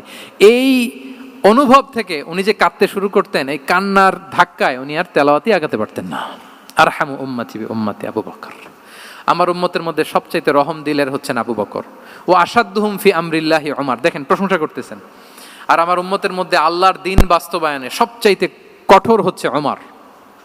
মুনাফিকরা ওনাকে জমের মতো ভয় পেত, ইভেন শয়তান ভয় পেত। রাসূল সাল্লাল্লাহু আলাইহি ওয়াসাল্লাম বলেন ওমর, তুমি যদি এই রাস্তা দিয়ে হাঁটো, শয়তান যদি দেখতে পায়, শয়তান এই রাস্তা রেখে দিয়ে অন্য কোনো রাস্তা থাকলে ওইটা দিয়ে হাঁটে। সুবহানাল্লাহি বিহামদি। আমাদের অনেক সময় এমন হয় না যে আমাদের বাচ্চারা ছেলেমেয়েরা খেতে চায় না, আমাদের নাতি নাতনিরা খেতে চায় না, মায়েরা খাবার নিয়ে পেছনে পেছনে ঘুরে, আর তখন ভয় দেখায় এই রাত্রিবেলা তাড়াতাড়ি খাও, ওই যে বাঘ আসবে বাঘ, বিড়াল আসবে বিড়াল, তাড়াতাড়ি না খেলে কিন্তু ভূত আসবে ভূত, এরকম বলেন আপনারা? বলেন না? এ দায়িত্ব তো আপনাদের কাঁধে থাকে না তো? ওই যে আমাদের বোনরা বলতে পারবে, বোনরা খাবার নিয়ে ঠিকই রাত্রিবেলায় বাচ্চাদের পেছনে পেছনে এরকম দৌড়াতে হয়। তো কি বলতে হয় যে এই ভূত আসলো ভূত, ওই যে বিড়াল আসলো বিড়াল, কুকুর আসলো, এইগুলো বললে বাচ্চারা আবার ভয় পায়, তাড়াতাড়ি করে খায়। তো মদিনাতেও মদিনার বাচ্চারা খেতে চাইতো না। তো খেতে না চাইলে মায়েরা ভূত আসতেছে ভাল্লুক আসতেছে এগুলো না বলে বলতো হা হুয়া ইয়াতি উমর, ইয়াতি উমর, তাড়াতাড়ি খাও তাড়াতাড়ি খাও, ওই যে ওমর আসতেছে ওমর। সুবহানাল্লাহি বিহামদি। ওয়া আশাদ্দুহুম ফি আমরিল্লাহি উমর, আল্লাহর দিন বাস্তবায়নে সবচাইতে কঠোর ছিলেন ওমর রাদিয়াল্লাহু তাআলা আনহু। ওয়া আসদাকুহুম হায়াআন উসমান, সবচেয়ে লাজুক সাহাবী ছিলেন উসমান রাদিয়াল্লাহু তাআলা আনহু। শুধু অর্থ বলে যাই। ওয়া আকরাউহুম লিকিতাবিল্লাহি উবাই ইবনে কাব, সবচেয়ে কোরআনের ভালো কেরাত পড়তে পারতেন উবাই ইবনে কাব। আফরাদুহুম যায়েদ ইবনে সাবিত, উত্তরাধিকার বন্টনের নীতিমালা ফারায়েজের জ্ঞান ছিল যায়েদ ইবনে সাবিত রাদিয়াল্লাহু তাআলা। ওয়া আ'লামুহুম বিল হালালি ওয়াল হারামি মুআয ইবনে জাবাল, এই উম্মতের হালাল হারামের স্পেশালিস্ট সাহাবী হচ্ছেন মুআয ইবনে জাবাল। আলা ওয়া ইন্না লিকুল্লি উম্মাতিন আমিনান ওয়া আমিনা হাদিহিল উম্মাহ আবু উবাইদা ইবনুল জাররাহ, সব উম্মতের একজন বিশ্বস্ত লোক থাকে, এই উম্মতের সবচাইতে বিশ্বস্ত লোক হচ্ছে আবু উবাইদা ইবনুল জাররাহ। দেখেন 8 জন সাহাবীর 8টা গুণের কথা বললেন। আচ্ছা, রাসূল সাল্লাল্লাহু আলাইহি ওয়াসাল্লাম যখন সাহাবীদের প্রশংসা করেছেন, ওই সাহাবীদের কেমন লেগেছে বলেন তো? ফিলিংসটা ভালো লেগেছে না? হৃদয়ে জুড়িয়েছে, ইন্সপায়ার্ড হয়েছেন, মোটিভেটেড হয়েছেন। সাহাবীদের মধ্যে সবচাইতে সুরেলা গলার কণ্ঠের অধিকারী ছিলেন আবু মুসা আল-আশআরী রাদিয়াল্লাহু তাআলা আনহু। তো রাসূল সাল্লাল্লাহু আলাইহি ওয়াসাল্লাম একবার রাত্রিবেলা তার বাসার পাশ দিয়ে যাচ্ছিলেন, দীর্ঘ সময় ওনার কণ্ঠের তেলাওয়াত শুনলেন। পরের দিন সকালে বললেন যে আবু মুসা, তুমি তো চমৎকার গলায় তেলাওয়াত করো। আবু মুসা বলে, ইয়া রাসূলুল্লাহ, আমি তো কোনোদিন আপনার সামনে দাঁড়িয়ে তেলাওয়াত করি না, আপনি কি করে জানলেন? রাসূল সাল্লাল্লাহু আলাইহি ওয়াসাল্লাম বললেন, গত রাতে তুমি যখন তেলাওয়াত করছিলে আমি তোমার ঘরের পাশ দিয়ে যাচ্ছিলাম, আমি মনোযোগ দিয়ে শুনেছি। আবু মুসা বলে, ইয়া রাসূলুল্লাহ, আপনি আমার তেলাওয়াত শুনতেছেন, ওইটা জানলে তো আমি ফজর পর্যন্ত তেলাওয়াত চালিয়ে যেতাম, হাত্তাল ফাজর আমি তেলাওয়াত চালিয়ে যেতাম ইয়া রাসূলুল্লাহ। আল্লাহ রাসূল সাল্লাল্লাহু আলাইহি ওয়াসাল্লাম তখন বললেন, লাকাদ উতিতা মিজমারান মিন মাজামিরি আলি দাউদ, হে আবু মুসা, দাউদ আলাইহিস সালামের গলায় আল্লাহ তাআলা যেমনি সুরের ঝংকার দিয়েছেন, এই উম্মতের মধ্যে তোমার গলায় আল্লাহ সেই সুরের লহরী ঢেলে দিয়েছে। বলেন এই অ্যাপ্রিসিয়েশন যখন রাসূলের মুখ থেকে পাইলো কেমন লাগবে ওনার? এখানে ধরেন আপনি কেউ হাফেজে কোরআন শেখ সুদাইস যদি বলে যে মাশাআল্লাহ মাশাআল্লাহ আনতা কারিউল কুররা, আপনাকে যদি এটা বলে কেমন লাগবে আপনার? হ্যাঁ, সারা দুনিয়া তো এটা বলে বেড়াবেন যে শেখ সুদাইস আমার রেসিটেশনের প্রশংসা করেছে, খাবার ইমাম আমার প্রশংসা অ্যাপ্রিসিয়েট করেছে। আর স্বয়ং রাসূলুল্লাহ সাল্লাল্লাহু আলাইহি ওয়াসাল্লাম যখন বলে তোমার গলায় আল্লাহ সুরের ঝংকার ঢেলে দিয়েছে, তখন ওনার কেমন লেগেছে? এজন্য আপনার ছেলে মেয়ে স্ত্রী বন্ধু আপনার সার্কেলের কেউ কোনো ভালো কাজ করলে কৃপণতা করবেন না, অ্যাপ্রিসিয়েট করুন। রাসূল সাল্লাল্লাহু আলাইহি ওয়াসাল্লাম অ্যাপ্রিসিয়েশন আমাদেরকে শিখিয়েছেন। ইভেন মুখাইরেক নামে এক ইহুদি ছিল, মদিনার সব ইহুদিরা বিট্রে করেছে, কিন্তু এই মুখাইরেক নামে এক ইহুদি উহুদের যুদ্ধে মুসলিমদের পক্ষে লড়াই করে নিহত হয়েছে, সে তার কথা রেখেছে। মুসলিম সাহাবীদের শহীদদের লাশের সাথে যখন এই ইহুদি তার লাশও আনা হলো, রাসূল সাল্লাল্লাহু আলাইহি ওয়াসাল্লাম তার দিকে তাকায় বললেন, মুখাইরিক খায়রু ইয়াহুদ, Mukhairiq is the best among Jewish. তিনি বললেন মুখাইরিক, এই পৃথিবীতে যত ইহুদি আছে এখানকার ইহুদিদের মধ্যে মুখাইরিক হচ্ছে সবচেয়ে শ্রেষ্ঠ ইহুদি। দেখেন মুখাইরিক কোন ধর্মের ছিলেন? মুসলিম নাকি? কোন ধর্মের? ইহুদি হওয়ার পরেও তাকে এপ্রিসিয়েশন করতে রাসূল সাল্লাল্লাহু আলাইহি ওয়াসাল্লাম ভুলেন নাই। তাহলে আমরা যেন এপ্রিসিয়েটিভ মাইন্ডসেটের অধিকারী হই। 10 নম্বরে হচ্ছে ফ্লেক্সিবল, মানে কোনো বিষয়ে খুব অনড় হয়ে থাকা, এটা রাসূল সাল্লাল্লাহু আলাইহি ওয়াসাল্লাম ছিলেন না, ফ্লেক্সিবল ছিলেন। আমরা অনেক সময় বলি না যে ভাই আপনি কি 9টায় আসতে পারবেন না 10টায়, বলে আম ফ্লেক্সিবল উইথ দিস, মানে যেটা বলবেন আমার সমস্যা, এরকম ইজি গোয়িং ছিলেন উনি, গো ধরে থাকতেন না, যে কোনো পরিস্থিতিকে সামলে নিতেন। ফ্লেক্সিবল হচ্ছে যে কোনো পরিবেশ পরিস্থিতির সাথে নিজেকে মানিয়ে নেওয়া, খাপ খাওয়া, নিজেকে সামলে নেওয়া, সলিউশন বের করে ফেলা, এটা রাসূল সাল্লাল্লাহু আলাইহি ওয়াসাল্লামের ছিল, এটাকে বলে ফ্লেক্সিবল মাইন্ডসেট। নাজরানের 60 জন খ্রিস্টান পাদ্রী এসেছিল মদিনায় দেখা করতে। এখন এত মানুষকে সম্মানিত মেহমান উনি কোথায় বসতে দিবেন, পরামর্শ করলেন কোথায় বসতে দেওয়া যায়। এক সাহাবী বলে আমার কাছে কিছু খেজুর পাতা আছে, ওটা বিছায়া একটা জায়গা করি ওখানে বসি। রাসূল সাল্লাল্লাহু আলাইহি ওয়াসাল্লাম বললেন না, দামি মেহমান, এটা হয়। আরেকজন বলে বিকেল বেলায় তো সূর্য পড়ে যাবে, পাহাড়ের ছায়ায় উহুদ পাহাড়ের ওই পাশে যেয়ে বসি। রাসূল সাল্লাল্লাহু আলাইহি ওয়াসাল্লাম বললেন না, এটাও তো হয় না। বলতে বলতে ওই 60 জন পাদ্রী চলেই আসছেন এই মানে বিদেশি মেহমান, ফরেন ডেলিগেশন। কি করবেন? রাসূল সাল্লাল্লাহু আলাইহি ওয়াসাল্লাম 60 জনকে মসজিদে নববীর ভেতরে নিয়ে বসালেন, মসজিদে নববীর ভেতরে বসালেন। এবং সিরাতে ইবনে ইসহাকে এসেছে যে তখন ওদের আবার ইবাদতের সময় হয়েছে, রাসূল সাল্লাল্লাহু আলাইহি ওয়াসাল্লাম তাদেরকে ইবাদতেরও সুযোগ দিয়েছেন। তাদের কিবলা পূর্ব দিকে, তারা পূর্ব দিকে হয়ে 60 জন ওখানে ইবাদত করেছে, তাদের ধর্মের রীতি অনুযায়ী সালাত আদায় করছে। দেখেন কতটা ফ্লেক্সিবল ছিলেন রাসূল সাল্লাল্লাহু আলাইহি ওয়াসাল্লাম। ফজরের সালাতের পরে ঘরে ঢুকেই আম্মাজান আয়েশাকে জিজ্ঞেস করতেন কোনো খাবার আছে? আম্মাজান আয়েশা যদি বলতেন আছে, তিনি সেটা খেতেন। কোনোদিন যদি বলতেন না ইয়া রাসূলুল্লাহ ঘরে তো খাবার নাই, তখন রাসূল সাল্লাল্লাহু আলাইহি ওয়াসাল্লাম বলতেন ফা ইন্নী সাইম, অসুবিধা নাই, খাবার যেহেতু নাই আমি রোজা রেখে দিলাম। কত ইজি গোয়িং। আচ্ছা আমরা হলে কি করতাম বলেন তো? ফজরের পরে ঘরে গেছেন, আপনি বড় সাহেব না, এবার যাওয়ার পরে জিজ্ঞেস করছেন কি আছে খাবার দাও, যদি বলে ঘরে কিছু নাই, কি বলবেন দেখি, কয়েকটা উত্তর আসুক। হ্যাঁ, খবর আছে? এই তো যদি আমরা আলহামদুলিল্লাহ বলি, that is called easy going and flexible mindset. এটাই হওয়া উচিত। খাবার থাকলে খেতেন, না থাকলে বলতেন okay I am fasting, it's not a big deal, ফা ইন্নী সাইম, যেহেতু নাই কি আর করবো, আমি রোজা রেখে দিলাম। এরকম ইজি গোয়িং ছিলেন। দেখেন his life was so simple but so special. Muhammad সাল্লাল্লাহু আলাইহি ওয়াসাল্লাম তাহলে ফ্লেক্সিবল ছিলেন। 11 নাম্বার হচ্ছে অপটিমিস্টিক মাইন্ডসেটের অধিকারী ছিলেন। অপটিমিস্টিক, প্যাসিমিস্টিক ছিলেন না, মানে ইতিবাচক চিন্তা করতেন সবসময়।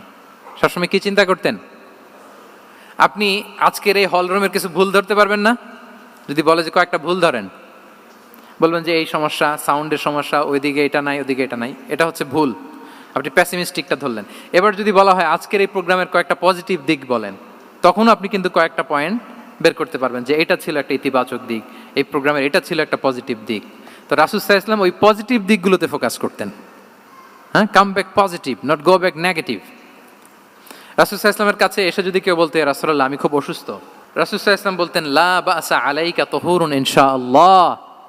ইয়া রাসূলুল্লাহ আমি অসুস্থ, রাসূল সাল্লাল্লাহু আলাইহি ওয়াসাল্লাম বলতেন আরে don't worry, it will cleanse up you from your sins if আল্লাহ উইশ, ইনশাআল্লাহ এতে তোমার যে গুনাহ টুনা আছে, পাপ আছে, এই পাপগুলোকে আল্লাহ তাআলা এই অসুস্থতা দিয়ে মোচন করে দিচ্ছেন। পড়েন সুবহানাল্লাহ। তাহলে আপনি অসুস্থতার মধ্যে একটু হালকা হইলেন না, যে জ্বরে ভুগতেছি কিন্তু এই জ্বরে নাকি আমার গুনাহ মাফ হয়ে যায়, পেটের ব্যথায় আক্রান্ত, মাথা ব্যথায় আক্রান্ত, কিন্তু এটাতে নাকি আল্লাহ আমার পাপ মোচন করে দেয়, তাহলে একটু ভালো লাগবে না? তাহলে দেখেন একটা কঠিন পরিবেশকে রাসূল সাল্লাল্লাহু আলাইহি ওয়াসাল্লাম সহজ করতেন। অসুস্থ শুনলেই লা বাস তুহুরুন ইনশাআল্লাহ, আর কিছু হবে না, আল্লাহ তোমার গুনাহ মাফ করে দিচ্ছে। অসুস্থ ব্যক্তি দেখলেই মাথায় হাত দিয়ে দোয়া করতেন আল্লাহুম্মা রাব্বান নাস আযহিবিল বাস ইশফি আনতাশ শাফি লা শিফাআ ইল্লা শিফাউক শিফাআন লা ইউগাদিরু সাকামা। উজ্জীবিত হয়ে যেত অসুস্থ ব্যক্তি। আমরা কি করি? কাউকে অসুস্থ দেখলে, রোগাক্রান্ত দেখলে, ওই রোগে সবচাইতে কষ্ট পেয়ে যে মারা গেছে তার ঘটনা বলা শুরু করি, যে হায় রে ভাই আপনার ক্যান্সার, আমার এক খালা ছিল ক্যান্সারের 4th স্টেজে চলে গেছিল, 14টা কেমো দেয়া লাগছে, এই যে ফিরিস্তি একেবারে ওনার দাফন কাফন পর্যন্ত। এখন বলেন ওই লোক যাও সুস্থ ছিল, এখন আর সুস্থ থাকবে? কথা বলেন, থাকবে? একটা দিব্যি সুস্থ মানুষকে যদি আপনি বলেন ভাই আপনাকে দেখতে কেমন যেন একটু রোগা রোগা লাগতেছে, অসুস্থ নাকি? এরপরে প্ল্যান করে ধরেন আপনি বললেন, উনি আবার ওদিকে যাওয়ার পরে আরেকজনকে প্ল্যান করে বলতে বললেন, ও বললো ভাই ব্যাপার কি, চেহারাটা কেমন শুকনা শুকনা। এরকম 5 জন বলার পরে ওই বিকেলে কাঁথা গায়ে দিয়ে শুয়ে ফেলবে বিছানায়। তো আপনি অসুস্থ এমনি বানায় ফেলছেন। কিন্তু রাসূলুল্লাহ সাল্লাল্লাহু আলাইহি ওয়া আলিহি ওয়াসাল্লাম উনি বলতেন লাবাস লাবাস আলাইক তাহুরুন ইনশাআল্লাহ, আরে সুস্থ হয়ে যাবা। এজন্য দেখতে গেলে আপনি উৎসাহিত করবেন, বলবেন আরে ভাই আপনারা তো খুব সুস্থ লাগতেছে। কে বলছে আপনি অসুস্থ? অসুস্থতার কোনো ছোঁয়াই তো আপনার মধ্যে নাই। হ্যাঁ, you are looking very fine, চমৎকার লাগতেছে আপনার, কে বলছে? তো ভালো হয়ে যাচ্ছেন। এটা বললে উনি আশা পায়। আর আপনি যদি ওই রোগে সবচেয়ে কষ্ট পেয়ে যে মারা গেল, এই ঘটনা যদি ওনারে শোনান, উনি বাঁচবে বলেন? তাহলে আমরা মানুষকে উৎসাহিত করব, অপটিমিস্টিক হব, প্যাসিমিস্টিক হব না। এবার বলুন হুনাইনের যুদ্ধে, কুইজ, হুনাইনের যুদ্ধ কত হিজরিতে হয়েছিল? 8ম। হ্যাঁ, মাত্র 2-4 জন বলতেছে। আমাদের ওই যে হাসানা ফাউন্ডেশনের একটা সিরা অলিম্পিয়াড চলতেছে, এটাতে অংশগ্রহণ করতে হবে আপনাদের। আমরা প্রতিদিন একটা করে কুইজ জানান দিচ্ছি মানুষদেরকে, একেবারে সব মুখস্থ হয়ে যাবে ইনশাআল্লাহ। তাহলে 8ম হিজরিতে হাওয়াজিন বনু সাকিব গোত্রের বিশাল ব্যাটালিয়ন নিয়ে ওরা আসছে, এবং ওরা আসছে যে আমরা শুধু একা যাব না, আমাদের স্ত্রী বাচ্চা কাচ্চা, আমাদের যার ঘরে যত সম্পদ আছে সব নিয়ে মরুভূমিতে যাব। এটা নিয়ে যাব কেন? সবার মধ্যে যেন ইন্সপিরেশন আসে যে যদি আমরা হারি, আমরা সব শেষ, আমাদের সম্পদও নিয়ে যাবে। আর এগুলো রক্ষার জন্য হলেও মুহাম্মদের বিরুদ্ধে আমাদেরকে জয়লাভ করতে হবে। কি টেকনিক দেখেন! সব যখন নিয়ে দাঁড়াইছে বিশাল বাহিনী, এক সাহাবী এসে বলল ইয়া রাসূলুল্লাহ, কালকে তো আমাদের খবর আছে, এই বাহিনীকে আমরা কি করে পরাস্ত করব? ইয়া রাসূলুল্লাহ, এসে দেখুন, পাহাড় থেকে দেখুন কত বিশাল বাহিনী। রাসূল সাল্লাল্লাহু আলাইহি ওয়াসাল্লাম দেখা মাত্রই বললেন তিলকা গনিমাতুল মুসলিমিনা গাদান ইনশাআল্লাহ। আরবি যারা বুঝেন যে it will be the war booty for the Muslim community tomorrow ইনশাআল্লাহ। আরে এগুলো তো আমরা সব গনিমত আকারে ব্যাগে কইরা মদিনায় নিয়ে যাব। এই যুদ্ধে জয়লাভ করে যা আছে এগুলো উটে করে ওয়ার বুটি হিসেবে মদিনায় নিয়ে যাব। বলার সাথে সাথে সাহাবীদের সব ভয় দূর হয়ে গেল, আবার প্রাণ ফিরে পেলেন, সজীব হয়ে উঠলেন, উজ্জীবিত হলেন। তাহলে আমরা অপটিমিস্টিক হব, আমরা ইতিবাচক চিন্তা করব। এবং ইসলাম আল্লাহ তাআলার ব্যাপারেও আমাদেরকে ইতিবাচক ধারণা রাখতে উৎসাহিত করে। হাদিসে কুদসিতে আল্লাহ বলেন আনা ইনদা যান্নি আবিদি বি, আমার বান্দার নিকট আমি তেমন, আমার বান্দা আমার ব্যাপারে ঠিক যেমন ধারণা করে। আপনি যদি ধারণা করেন আল্লাহ দয়ালু, ঠিক আল্লাহ তাআলাকে দয়ালু পাবেন। এখন বলেন আল্লাহর ব্যাপারে কার ধারণা কেমন?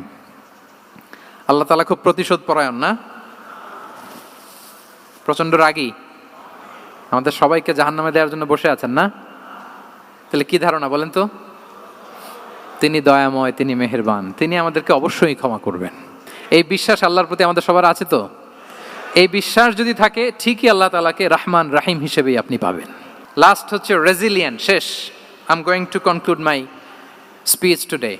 রেজিলিয়েন্ট হচ্ছে যাকে থামানো যায় না, আনস্টপেবল। সংকট কাটিয়ে ঘুরে দাঁড়ানোর সামর্থ্য যার থাকে তাকে বলে রেজিলিয়েন্ট। লেগে থাকার মানসিকতা, টিকে থাকার যোগ্যতা, সহজে হার না মানার যে অ্যাটিটিউড, এটাকে বলে রেজিলিয়েন্ট মাইন্ডসেট। রাসূল সাল্লাল্লাহু আলাইহি ওয়াসাল্লামকে আল্লাহ তাআলা এই মাইন্ডসেট দিয়েছিলেন। ওনাকে হারাইতে পারছে কেউ? জীবনের সাথে এটা সেট করে নেন যে আমি কখনো হারি না, আমি হয় জিতি নয় শিখি। আমি কখনো হয় জিতি নয় শিখি। এই মাইন্ডসেট যদি গ্রো করেন, আপনার হারাইতে পারবে কেউ? পারবে না। রাসূল সাল্লাল্লাহু আলাইহি ওয়াসাল্লাম he was unstoppable, having unbelievable সাবর। ধৈর্যের পাহাড় নিয়ে, আনস্টপেবল অ্যাটিটিউড নিয়ে তিনি শুধু সামনে গিয়েছেন, পেছনে যান নাই কখনো। সীমাহীন কষ্ট আর সংগ্রামের মধ্য দিয়ে গিয়েছেন, থামাতে পারে নাই ওনাকে কেউ পারে নাই।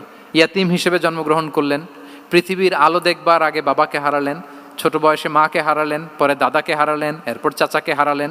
শিয়াবে আবি তালেবে জেল খেটেছেন 3 বছর। Physical torture, mental torture, life threat, হত্যা করার ষড়যন্ত্র হয়েছে। আল্লাহ তাআলা বলেছেন আজ রাতে হিজরত করো। ব্ল্যাক ম্যাজিক করা হয়েছে। লাবিদ ইবনুল আসাম, এক ইহুদিদের মিত্র, ওনাকে ব্ল্যাক ম্যাজিক করেছে। মারার জন্য খাদ্যে বিষ মিশিয়ে দেওয়া হয়েছিল। বাজুর মাংস, খাসির বাজুর মাংস পছন্দ করতেন। খাইবারের এক ইহুদি নারী এই ছাগলের এই মাংসের মধ্যে বিষ দিয়েছিলেন। ইহুদিদের পক্ষ থেকে betray, treachery, conspiracy and what not, কি বাকি ছিল বলেন?